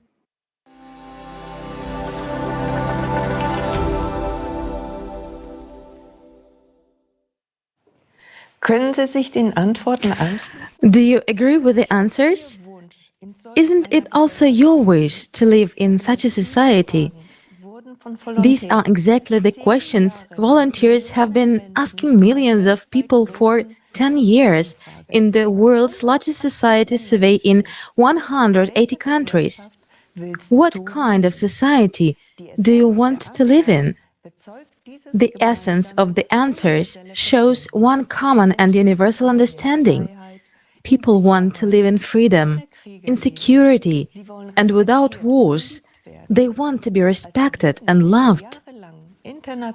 As a result of these years of international social surveys and expert discussions, the model of the creative society was developed, which corresponds to what people want. But the essence is more important than the name. The foundation of the creative society is formed by the 8 pillars that encompass all spheres of life in society. Let's now take a closer look at these principles. In der kreativen Gesellschaft ist der Mensch die grundlegende Einheit. In the creative society, the human being is the fundamental unit of the society. Humanity is just one big family. The 8 pillars of the creative society are the base for that. The first pillar, human life, is the most important one of them. Human life is the highest of values. Life of any human being has to be protected as one's own. The goal of society is to entrust the guarantee and the values of human life. If one human is valuable, then all humans are valuable. The second pillar says that all people are born free and equal. Everyone has the right to choose. There can be no one or nothing more superior to a human, his freedom and his right. The third pillar is human safety, ensures that every human is provided with everything they need for a safe and comfortable life free of charge. Includes, and among other things, food, medical care, housing, and a basic income. Technology will not be developed for wars, but for the people. The unified global service dealing with emergencies situations will protect everyone from threats and disasters. Transparency and openness of information for all As the themes of today's conference has convincingly shown, we desperately need reliable and trustful information. This is the guaranteed by the fourth pillar. There is no more secrecy, and everyone has access to information and the status of implementation of society's decision and the distribution of public funds. In der Gesellschaft wird ausschließlich das Gute gefördert. Alles, was für menschlich Foundation is the creative ideology. Only goodness will be promoted in society. Everything that stands for humaneness, for higher moral values and mutual respect. At the same time, the propaganda of violence, division, aggression, and anti-humane manifestations will be prohibited. The sixth pillar, development of personality, will create conditions and expand opportunities for personal fulfillment and the development of individual abilities and talents. Education is equally accessible and free to all. What would you do if you could pursue your true calling and interests rather than fulfilling the expectations of others? Or succumbing to finance seventh pillar, justice and equality, ensures that all of our Earth's natural resources are distributed equally among all people. Resources can no longer be monopolized by individuals. Everyone will have the right to private property, and profiting and exploitation will be a thing of the past. The eighth pillar, self-governing society, returns decision-making power to the people themselves. The concept of power in the creative society is absent. We will vote in the form of a direct democracy on all important decisions that directly affect our lives. Nicht genau das wieder, was sich jeder Mensch wünscht. Do these principles not reflect what each individual wants, how he or she imagines life in a united society, what we understand by human dignity and social justice? The eight pillars are not only a declaration of human rights, but also a guarantee of a better quality of life. Lassen Sie uns nun schauen. Let us now see what practical impact the implementation of the eight foundations will have on important areas of our life. Let's look at the field of medicine. In the consumer format, even human health is just a commodity. More specifically, people's diseases. Precisely because money comes first. Medicine is also driven by economic interests. We have already heard several examples today. Hospitals are closing because they are expensive, although the need for them is increasing. Despite the high demand for pharmaceuticals, they are not being produced due to high production costs and low profits. This sad example clearly shows that economic interests currently prevail over concern for people's health. Thanks to the eight pillars, this will be not possible, because human life will become the highest value at the legislative level. The economy and production must serve the good and health of people. Moreover, with the development of all technology, the priority of healthcare will shift towards the well-being of all people rather than profit, as it is now. There will be also no difference in medical care. The eight pillars ensure that all people's lives are equally valued. This means that all people will have free access to free healthcare. That means the highest standards. Or let's look at the field of labor. Thanks to robotics and artificial intelligence, it is now possible to automate most areas of work. This means that the robots can do hard, dangerous, or unhealthy types of labor for us so that everyone can have more free time. However, in today's consumer society, this would just be ruined for most families as we are financially dependent on our hard-earned money. As the result of mass unemployment, people would have to drastically reduce their consumption, which would lead to significant economic losses and the subsequent collapse of the economy. However, as we have heard already, the third pillar guarantees us an unconditional basic income cap, which is equivalent to $10,000, which means that we no longer be financially dependent on our jobs. New professions and opportunities for development will arise. Because in the creative societies, free and quality education parts will be available to everyone, and everybody will be able to follow their talents and interests and learn what they like and what they will help them to fulfill themselves personally. Qualifications will be equally recognized all over the world. People everywhere will receive the same high wages for equal lines of work, in addition to the unconditional basic income that will be paid to everyone. This has also solved the problem of skills shortage and labor migration.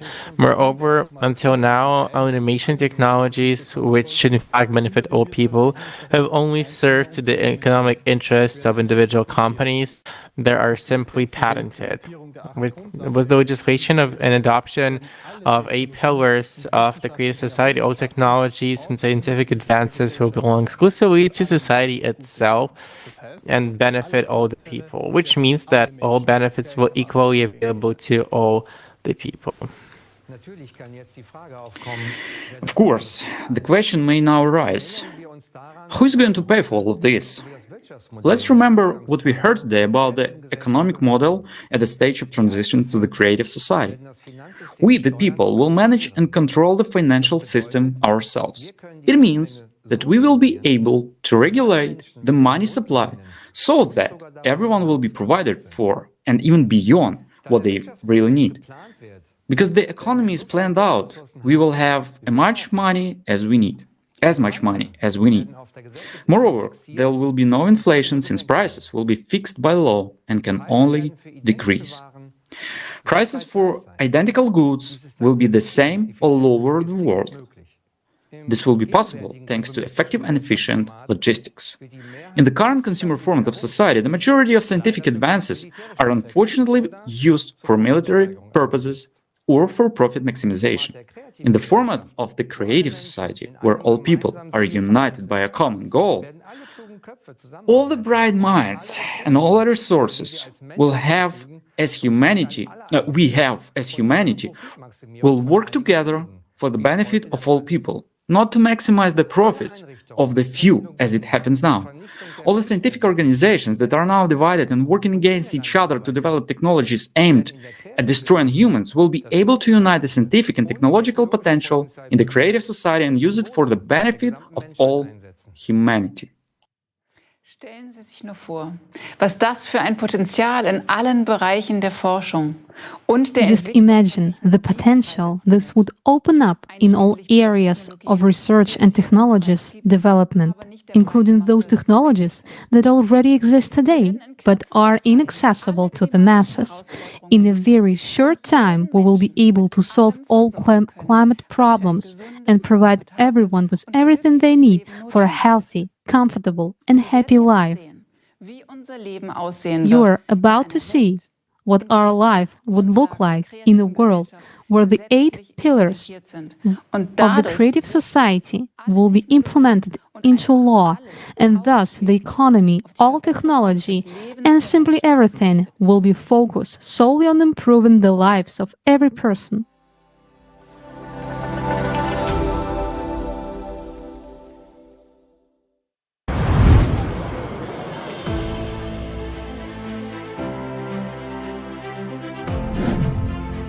Safety. In the creative society, human life is the highest value. This society will be safe for you and your family. The latest technologies will be implemented everywhere to help security services stay ahead of the curve. We will finally have a sense of security. Concepts like crime, missing people, killing of children and adults will no longer exist in any part of the world. No longer will you be afraid to let your child go to school or outside. You won't be afraid to walk home late at night, go for a jog, or go to concerts. In the creative society, no crime or offense will go unpunished. In the creative society, the safety of each person is the highest priority. Healthcare.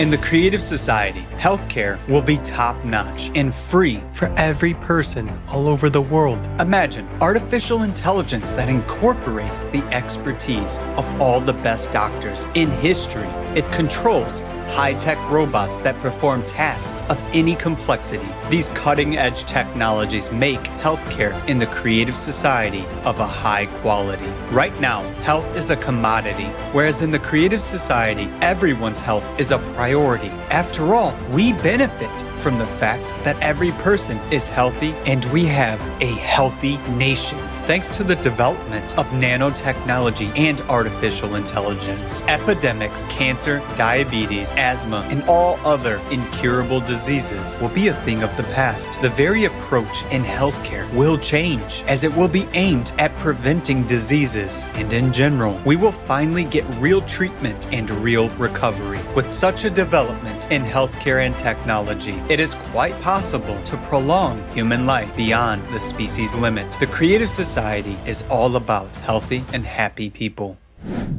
Education. In the creative society, education at any level will be free and available to absolutely every person. Thanks to a new approach to education and advanced technology, you will be able to study and learn new skills anytime and anywhere, as well as easily change careers. Education will no longer be a chore. The process will be engaging and exciting. For example, with the help of VR glasses, you will study the human body from inside, traveling among molecules. In the creative society, you will be able to study at any university in the world and learn any profession you want. Economy. No inflation. The first thing that will happen in the creative society is writing off all debts and loans from private individuals, abolition of real estate taxes and personal property taxes. There will be no loan interest rates. We will start with a clean slate. All of this will be possible due to a new format of economy that will be designed to benefit the interests of every person. It takes the financial burden off of every family. Workday. By birthright, every person, regardless of their status, age, gender, or race, are guaranteed a monthly universal basic income that will provide for all of your essential needs.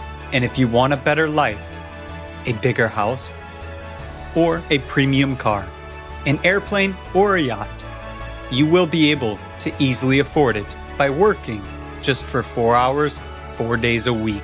You will have a job that you like and enjoy, one that you really love, and in which you will be able to fulfill your potential to the maximum. All the hard, monotonous, and damaging human health work will be performed by robots and automated systems. This is already being gradually implemented, but in the consumerist format, its large-scale implementation threatens with mass unemployment and the collapse of the economic system. Yet, this is not the case in the creative society. It will only benefit humanity. After all, technology will be available to all people. All these innovations will give us a lot of free time. Finally, fathers and mothers will be able to watch their children grow up and spend as much time with them as they want. People will have time for everything: hobbies, self-development, traveling, learning new skills, and a lot more. The creative society gives people free time. Every working person will have at least 2 months off. You want to go with your whole family to the Maldives or anywhere else in the world to see some places of interest or visit relatives on other continents. No problem. You'll be able to really spend your vacation the way you want to, rather than opt for what you can afford. Traffic jams. Free roads. It's real. And most importantly, safe ones. There will be no accidents, and we will be able to solve the issue of traffic jams. You will no longer have to waste your time. Every city will have a smart system connected to all cars via artificial intelligence. This system helps regulate and control traffic on the roads and calculate the best routes. Cars in the creative society will be able to block the engine start if the driver is intoxicated, analyze facial expressions, detect driver drowsiness and distraction. In case of a threat, the car will signal the driver. If they do not react, the car will turn on the emergency lights, head to the side of the road and stop. Alert the driver of danger and take control in a critical situation. In the creative society, everything is built around the comfort and safety of humans. Housing. The good news is that we can provide every person with free housing. We already have a huge amount of breakthrough technologies. Some of them already allow us to build comfortable housing quickly and efficiently. In the creative society, every person will be provided with a minimum of 650 square feet per person, absolutely free by birthright. If you have a family of 4, you are provided with a house of 2,600 square feet. No mortgage, no rent to pay. You won't have to pay utilities or property tax. The house will be equipped with the most advanced technologies available to society, and that means that all household chores such as washing, cleaning, ironing, and cooking will be done by robots only, which will do that quickly and perfectly. Human beings are not slaves. Human beings should live a free and happy life. Equality. In the creative society, all people will have equal rights. There will be no racial division. In the creative society, you will have rights in actual fact, not on paper. Ecology and food. In the creative society, thanks to the unification of scientific potential, we will be able to solve many problems related to ecology and climate. We will finally have clean air and clean water. Food will be healthy, delicious, and of high quality. You won't have to worry that you'll put on weight and that food will negatively affect your health.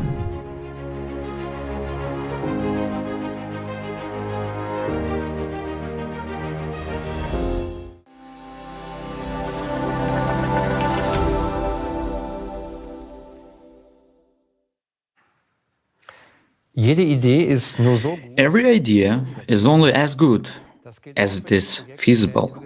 This also applies to the Creative Society project. We would like to emphasize that it will be implemented exclusively by peaceful and democratic means, and that this goal is absolutely realistic. However, this requires the conscious decision of each individual to live in the Creative Society. The building of the Creative Society will take place in 3 successful stages, in full accordance with the law. Information stage, second, political stage, and third, world referendum. We are currently in the first and most important stage.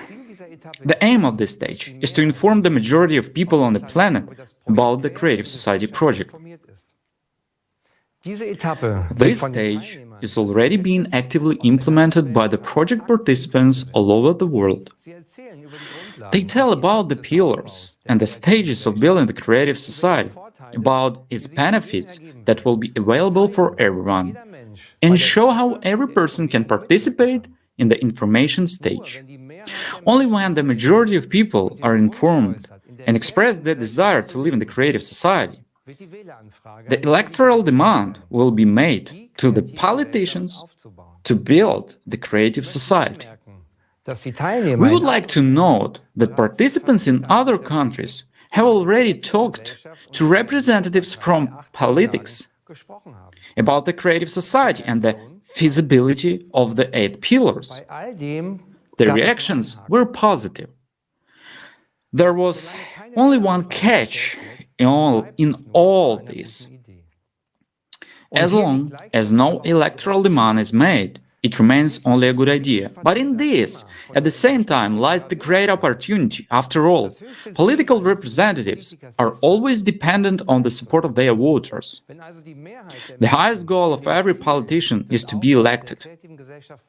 So if the majority of people are united in the goal of building the creative society, then there will also be politicians who will implement it. After all, they want to be elected. On the other hand, politicians are also human beings, like you and me. They also have families, friends, and will also have advantages in the creative society, such as security and recognition for their action in the interest of people. All this underlines even more the importance and urgency of actions in the current stage of informing and telling other people about the creative society.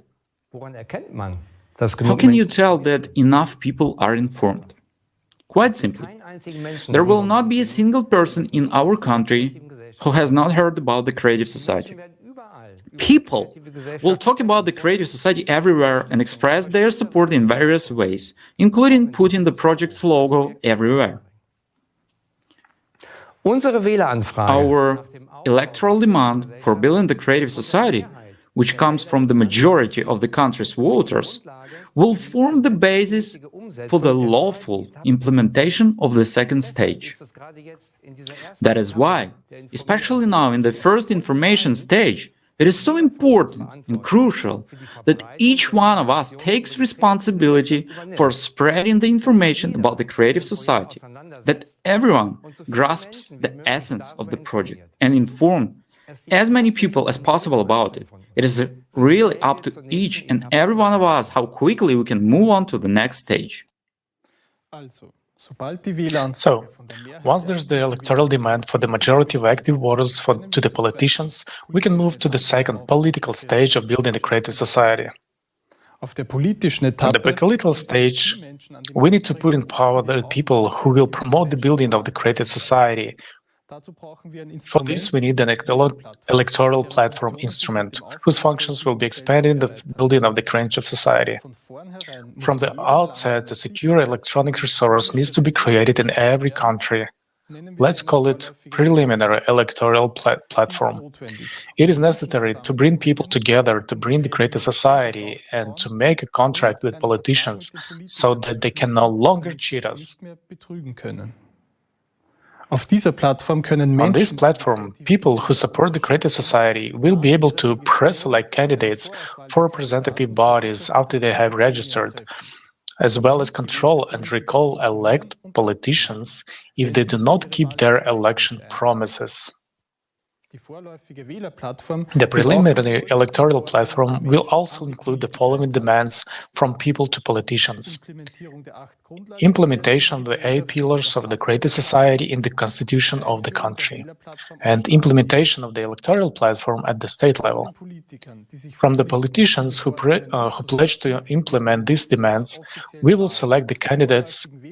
We will vote for them in the upcoming elections on the preliminary electoral platform before official elections. Once these candidates are selected, we will conclude a contract with them on the preliminary electoral platform. The purpose of this contract is to legally establish the public commitment of politicians to fulfill our demands contained on the preliminary electoral platform, namely, implementation of the 8 pillars of the creative society in the constitution of the country, adoption of the law recognizing the electoral platform as the supreme legislative body, adoption of the law to recall politicians through the electoral platform if they fail to fulfill their obligations to the people. wählen At the wir next election, we elect the candidates with whom we have concluded the contract on the preliminary electoral platform. Elections take place according to the laws in force in each state. If politicians, once in power, violate or postpone the fulfillment of the terms of the contract, we can recall them with all constitutional and legal rights or call complete new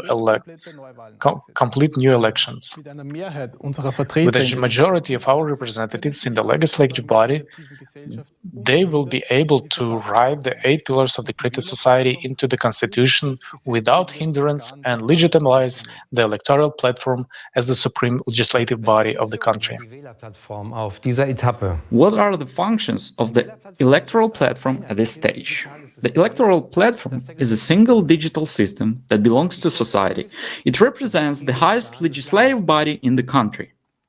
Auf dieser Etappe werden wir At this stage, we will be able to both recall the politicians we elect and check their execution of orders, as well as veto the laws we deem harmful to people. Wir sind es gewohnt, dass wir We are used to electing someone every few years and hoping that they will keep their election promises. Often we have seen that the statements made just before an election and the actual actions after a politician has been elected differ greatly, to put it mildly. What options do we currently have to counteract this? We can silently sit and wait for the next election, where we place our trust in vain in the hands of the next representative, or we can try to show our discontent at trials and protests. But let's face the truth. The past has shown that this has not led to any fundamental change. Even when it got as far as a revolution, the legal possibility to immediately recall a politician through the electoral platform transforms a politician from a ruler to the one who serves people. So to speak, the executive organ of people's will. We as employers, as an employers, can dismiss him at any time and immediately if he doesn't act in the interest of an entire population. Let us summarize. We use the existing policy as an instrument to bring about, on the basis of the existing laws and by peaceful means, those changes that are actually in the interest of people. Thus, the aim of the second stage, on the basis of the existing laws of the countries, firstly, is to include the 8 pillars into the constitution. Secondly, to pass a law making the electoral platform the supreme legislative body of the country. And thirdly, to introduce the mechanism that allows us, people, to immediately recall an elected politician and put another in his place. However, the building of the creative society does not end there, because this format can only be fully implemented on a global scale. No single country or even an alliance or a few countries can actually provide all the benefits provided the creative society model. Therefore, we need a world referendum on the adoption of the creative model of development by all of the humanity. Die Vorbereitung eines weltweiten Referendums erfordert den The preparation of the world referendum requires the consolidation of all countries of the world. For this purpose, conferences can be held at the global level, the necessary international treaties can be signed, and experts can be consulted on various issues relating to the building of the creative society. Once a country has adopted the electoral platform at the national level, it can participate in the world referendum and is already a candidate for building the creative society and joining the common space of the creative society. Once all countries have adopted the electoral platform, preparations for the world referendum begin. For this to happen, the authorized representatives of the countries at the international level are going to develop one single electoral platform. This is a unified electronic resource accepted by all countries as a fundamental element of people's power. With the help of the electoral platform, we will be able to monitor the actions of our representatives in preparation for the world referendum. On this single world electoral platform, the world referendum on the global transition to the creative society will be held through a common expression of will by all people. The referendum also legitimizes the single world electoral platform as the supreme body of power on earth and unites the world into one single civilization. This means that both the adoption of laws, the appointment and dismissal of executives, and all other socially important decisions will from now on be exclusively made by people themselves on the unified world electoral platform. This is the beginning of the true self-government of society. From this point on, politicians are no longer needed as people's representatives. The role of politicians will be purely executive. They will no longer be above people, but will only be elected to carry out certain actions at the request of the people. But they will no longer carry any decision-making power themselves. Through this platform, the decision will no longer be made by individuals or parliament, but by people themselves, in the form of direct democracy. There will no longer be any other way to adopt laws. The world referendum also sets a date for the start of the transition period to the creative society, which is estimated to take up approximately 5 to 6 years. However, in order to make the transition period possible, preparations must be made. That is, the economy must be set on a new course, the necessary laws must be passed, and responsible leaders appointed, expert teams must be informed, and a unified global emergency service must be established. These preparations may take about 6 months from the time of the world referendum. All decisions within the preparation will be made by people themselves, with the help of the single electoral platform, after the experts have worked through the questions. Ab dem durch das Referendum festgelegten Datum für den Beginn der Übergangszeit From the date set by the referendum for the start of the transition period, global demand-led planning of the economy, a single monetary unit, universal basic income for all people will be introduced. Absolutely all debt will be cancelled. Everyone will be provided with free housing, medicine, education. Already at the beginning of the transition period, we will feel significant improvements in our lives. And at the end, when we enter the full-fledged creative society, we will really experience what a human, dignified, free and safe life means. From the moment that the world referendum is held, everything will happen very quickly. We will be one civilization with a common goal of improving the lives of all. Just imagine the giant strides we will be able to make once we unite all our scientific, intellectual, and human potential in one goal to improve the lives of all people. This is precisely the power of unity, the power that comes from the majority once we are united in one common goal. Es wird nur kurze Zeit dauern. It will only take a short time to solve the climatic, social, and resource problems, and to build a world we all dream of. It will open up possibilities that we could never achieve as an individual, single group, or even a single state, especially not in a consumerist form. The creative society is the worldwide unification of all people with the aim of building a world in which human life has the highest value, namely the life of every individual. A united humanity does not mean that we'll lose our individuality. On the contrary, in the creative society, all national cultures, traditions, and history will be preserved, and everyone will be able to develop their individual potential. This is only a matter of of making sure that everyone's life is equally valuable and therefore everything will be directed towards the improvement of the life of every individual. Do you understand how effective and smart these simple steps and changes are? Why do we have to implement each step first and only then do all the other actions, right? Because then we will no longer be acting separately and divided from each other, but already as one united human civilization. This is a completely different starting point.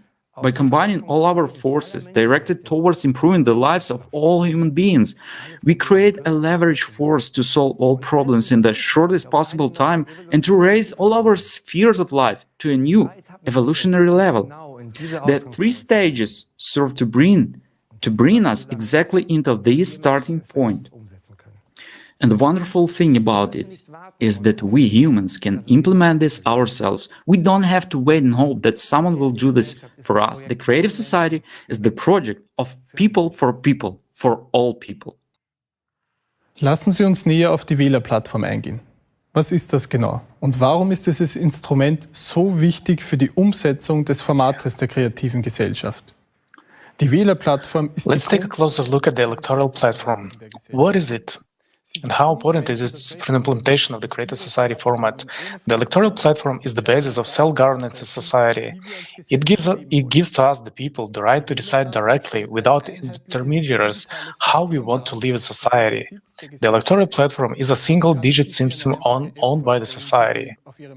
This is an easy-to-use app that you install on your phone or tablet. Everyone will have secure access. It will be the only legally enforceable tool for initiating and passing laws. And new laws or drafts will be published on this single platform and will be made available for everyone to see. In addition, everyone will have the right to make proposals for laws that will improve people's lives. Laws will be made by the community itself through voting.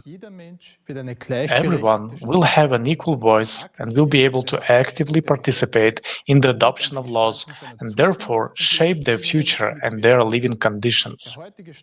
The level of modern technology today makes it possible to create a platform that is fully protected against the possibility of tampering with the results and transparent to all.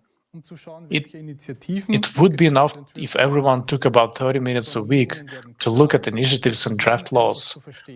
The voting will be clear and understandable to all. It will be enough to vote whether one agrees with the initiative or not. Of course, these bills will not just be arbitrarily created, but will be prepared by the relevant experts and submitted in the form of proposals. Each initiative will be first considered from the perspective of how it will affect people's lives. Experts in the relevant areas of life will not make decisions on behalf of the people, but will only develop, justify, and explain the relevant proposals. The results will be made available on the platform in the form of a ready-made bill with all its advantages and disadvantages for people's lives. Each person will only have to weigh for themselves whether this initiative will improve their life or not. Initiatives can be local and global. Let's look at an example of what such a simple voting platform might look like.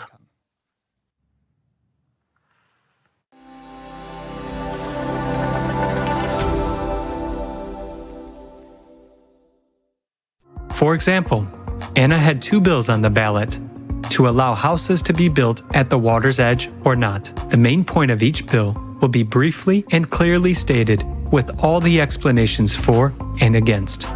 The first bill suggests building houses not closer than 200 meters from the shore, taking into account the preservation of the environment. It also provides for a free passage to the water body with a public beach.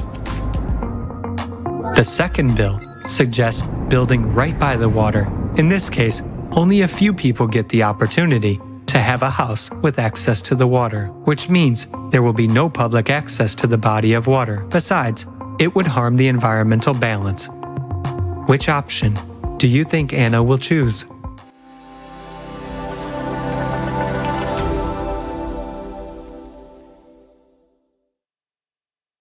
Haben wir heute die Möglichkeit, selbst über unser Leben zu entscheiden? Do we have the opportunity today to decide for ourselves how to live our lives? Are we the people, the ones who have decided to participate in wars? Did we ask for higher electricity and heating costs? Did we decide on this artificial inflation and constant rise in living costs? Did anyone ask us if we wanted all this social injustice? Was it all the will of the people, or was it all decided for us? What would be your decision on these issues? And what will the world look like when we, the people, make our own decisions and vote for laws through direct democracy on the electoral platform? Decisions are now made by a few. All these decisions are based on money and power. We see that this has brought us to a dead end in all spheres of life. We will not find solutions within this system. Today, you could clearly see the absurdity of our current format of society. With the completely legal introduction of the electoral platform in building a creative society, we will be able to put human life as the basis of all decisions. We will no longer have to complain about the empty promises of politicians or blame them for the bad situation in the country. Together, we will be able to actively build a better future for ourselves and our children. All laws that will be passed on to the electoral platform must of course be in line with the 8 pillars of the creative society, which will be legally enshrined in the constitution. They will function and apply equally to all people. This means that nothing that would threaten human freedom and security, that would degrade living conditions or even remotely target people, can be enacted. The focus and scope within which laws may operate are clearly defined, namely that they serve solely to improve and protect human life. The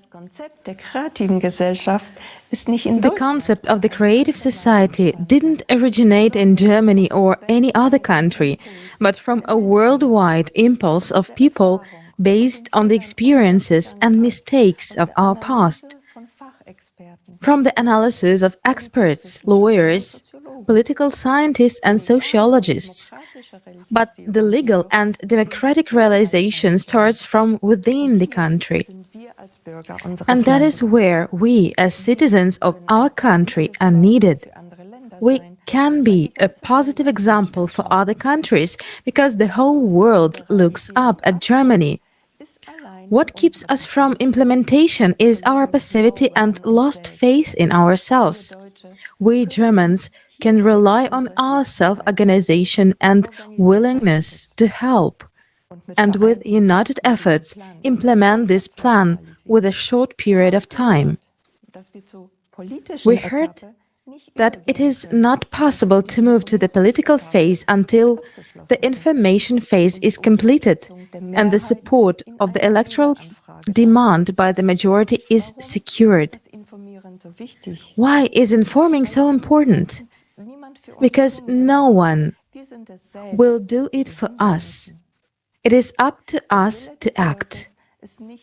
The will of the people is not a tick on the ballot paper, but the free expression of their will everywhere. When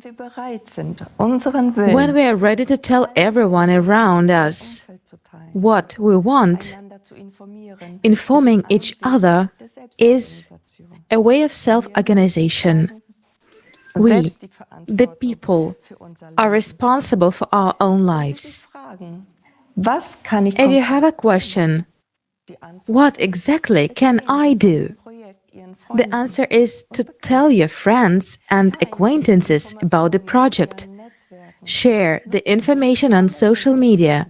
Use all the opportunities available to you. If you're a blogger, talk about the project on your channel. If you work with people, share the information with your clients.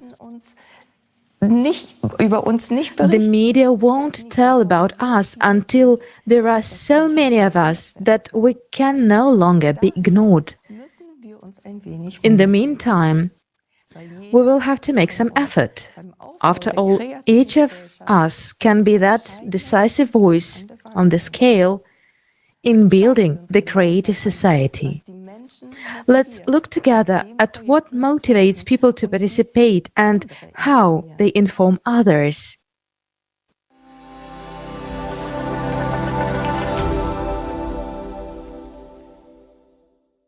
Greetings, my name is Arnold. I am 28 years old, and soon I will begin professional training in the field of chemistry. My name is Selena. I study to become a teacher. I am an auto mechanic. I work as an architect. I've been traveling around the world as a digital nomad for 10 years. My name is Alexander. I am from Stockstadt am Main. Greetings. My name is Angelina, and I'm a certified media designer. Why do I support the Creative Society? Because for me, the Creative Society is the answer to the question of peaceful life. First of all, it is about how to live in harmony and in eternal peace with all the people on the planet. I want us to live in harmony with nature. I don't want animals to suffer. It's also very important to me that people all over the world get a free and good education. When I look at global events and at the world through the eyes of children, it becomes clear to me that something urgently needs to be changed. Something that will affect the whole world. This is the format in which we all live. It's time to take a step towards something great and united, where we'll unite, where we'll become one. It's time to step beyond and do something new. And nature itself shows us that we are at a point where we need to make a decision. Years ago, I thought, why aren't there people in this world who would finally start to build a world in which we can live freely? That's why I participate in the Creative Society Project. And every day, I see people from many countries supporting this project to build a better world for all of us. I do this first and foremost for myself, my children, my grandchildren, and their descendants. All of humanity needs this, and I want everyone on the planet to have a decent life and life in peace. I read these 8 pillars, and each one of them touched me deeply. It's something I've been looking for subconsciously for a long time.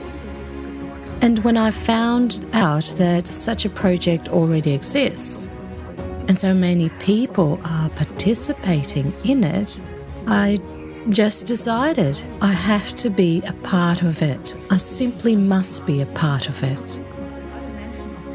Because if all the people on Earth unite and act together, then certainly we can create incredible things and live beautifully in unity in the future. And that is the power when people unite in one goal with one vision of the future. That is what is so lacking in this world. Thanks to the Creative Society project, I met many interesting participants. All of them are very different, but all of them share the same goal, which is to build a humane world.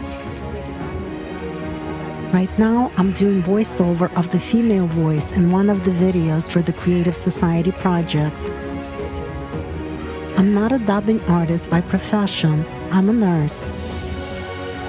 I'm honored to have an opportunity to support this project in this way, because the Creative Society project for me is the most important initiative that is implemented by people for people. The Creative Society project reflects what I desire for myself and for all people in this world. I support it and try to participate in it as actively as possible to inform all people about this project. Answering the question of how I inform about the Creative Society, I can say that only by my own example, I am telling people about the importance of this society format. I support the project by informing YouTubers and bloggers. I talk to my friends and relatives. I inform people around me in the area where I live. And I talk to people while I'm traveling. To the best of my ability, I try to inform as many people as possible so that we can move on to the next stage. Just to wake people up and say, hey, we have to go in a different direction together. Not walk like lemons to the edge and then throw ourselves off of it, but just find a way out of this dilemma together.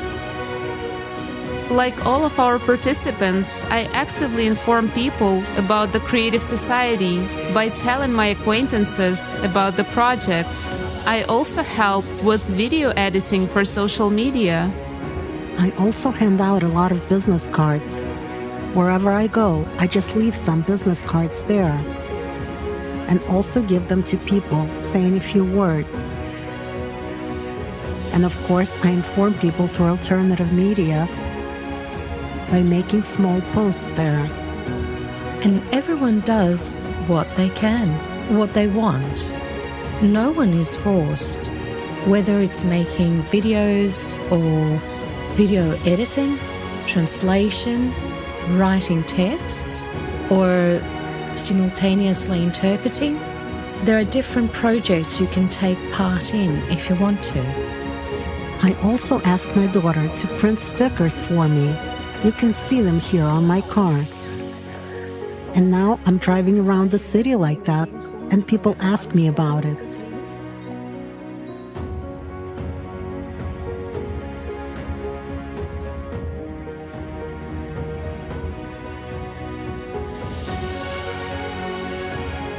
I support the Creative Society project in the following ways. I prepare and design informational materials such as flyers, posters, business cards, thumbnails for videos such as the ones you can see on YouTube. I inform people wherever I have the opportunity to do it, like with video or on TikTok. There are opportunities to talk to people everywhere. If we all put a little effort and think about what this project created by people for people will give us, then we'll have an opportunity to change the situation. Each of us has a heart, and we must finally start listening to it in order to build a better world on this planet.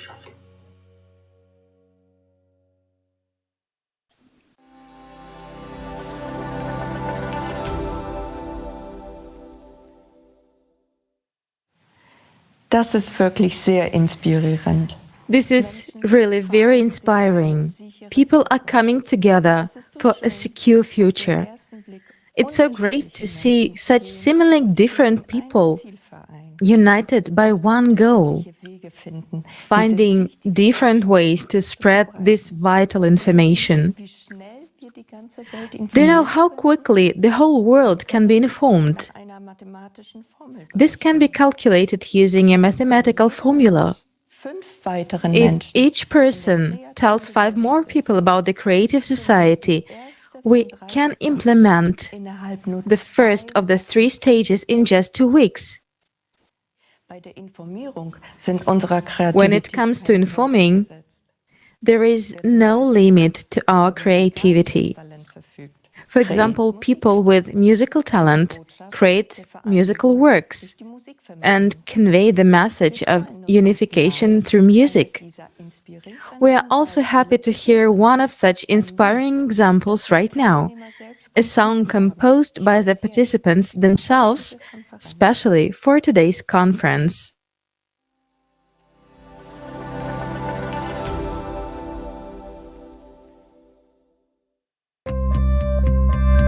Wir unterschätzen unsere Kraft, wenn wir vereint sind. Jeder will glücklich leben, in Frieden und ohne Sorgen. Unsere Kinder werden sich frei entfalten können, grenzenlos. Zeit, sich selbst zu fragen, wo wir eigentlich sind, zu warten auf Wunder, macht doch keinen Sinn. Wo ist das Leben? Wir sind mittendrin und kriegen das nicht hin. Zeit, es zu verstehen, durch Kraft und Sinn.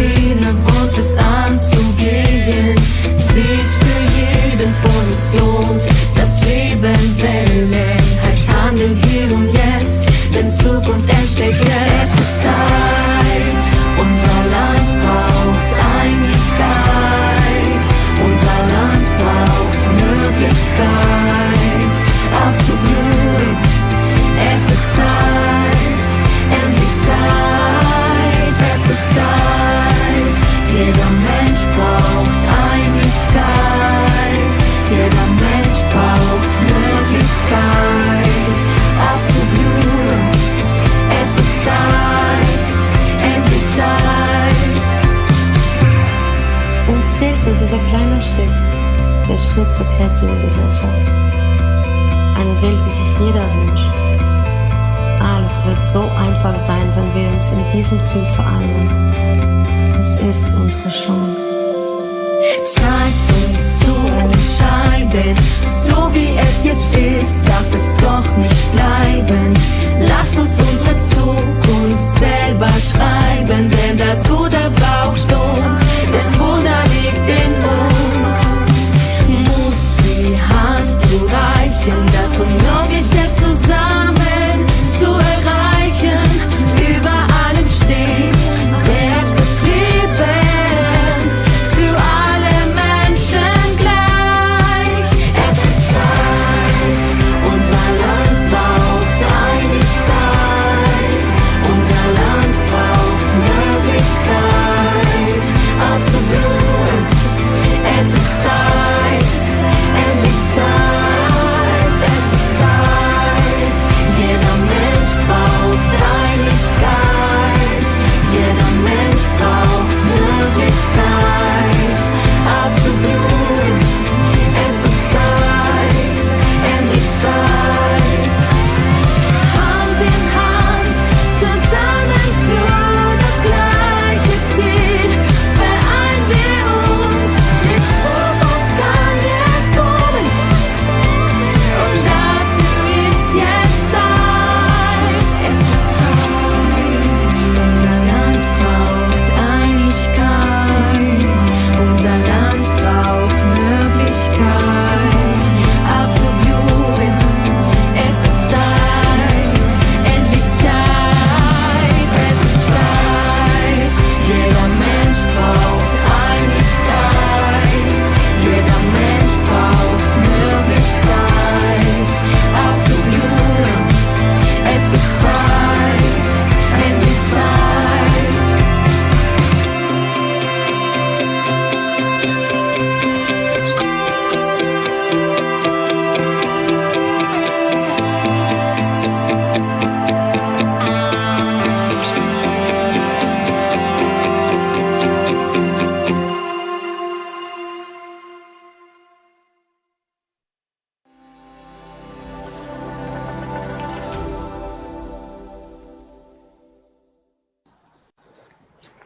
Vielen Dank für dieses wunderbare. Thank you so much for this wonderful musical gift. We would like to express our sincere appreciation to the participants who prepared it. We are also grateful to everyone who made this conference happen, and also to those who, in addition to their work and other responsibilities, worked tirelessly during their free time to help with the preparation. A huge thank you to our technical team and interpreters from 60 countries who are truthful and unbiased in looking at the world and talking about our country to their respective audiences. Dear viewers, I'm confident that together we can build the creative society. We do have a chance, but this requires the participation of all people because the creative society is focused on all of the humanity. We must finally overcome divisions and separations we have never been aligned with. There's nothing that divides us. We are human beings. We are all united by the pursuit of human ease and love.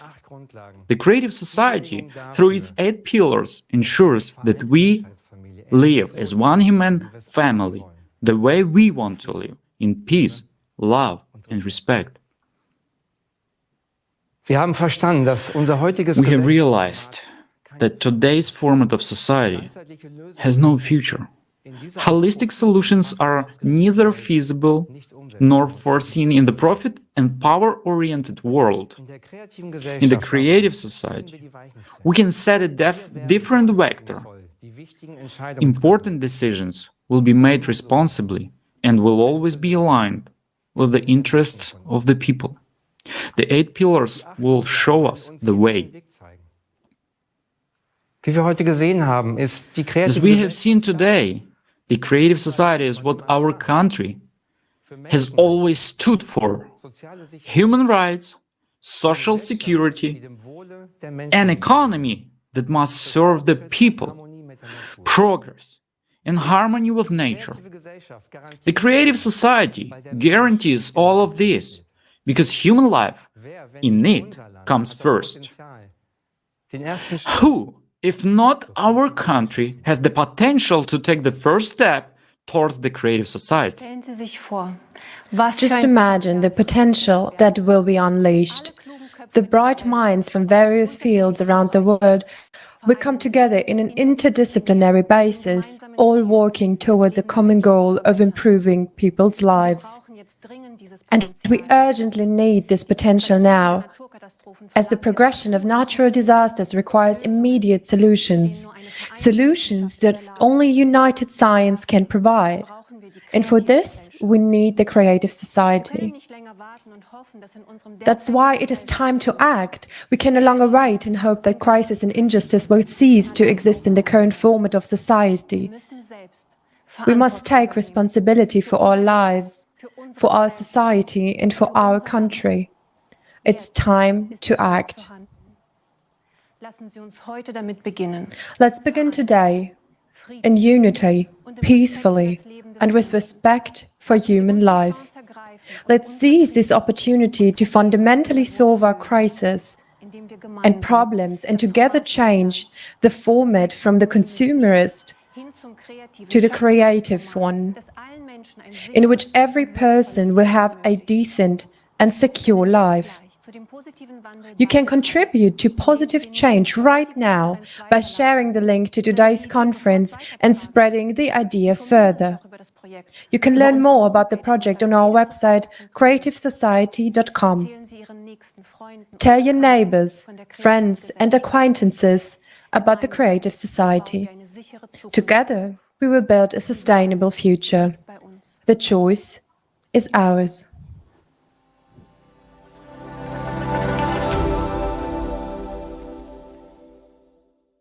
Yes, the demand for change is felt very strongly from people around the world. People want this. And if they want this, then what is needed? A new alternative. If people want change, if people want to live decently, then they should live decently. But in order for us to do it, we should apply a little bit of effort. Right? Right. And as of today, I'll say, politicians are already supporting it. And in many countries, it has already gone forward. And it will be really gaining momentum.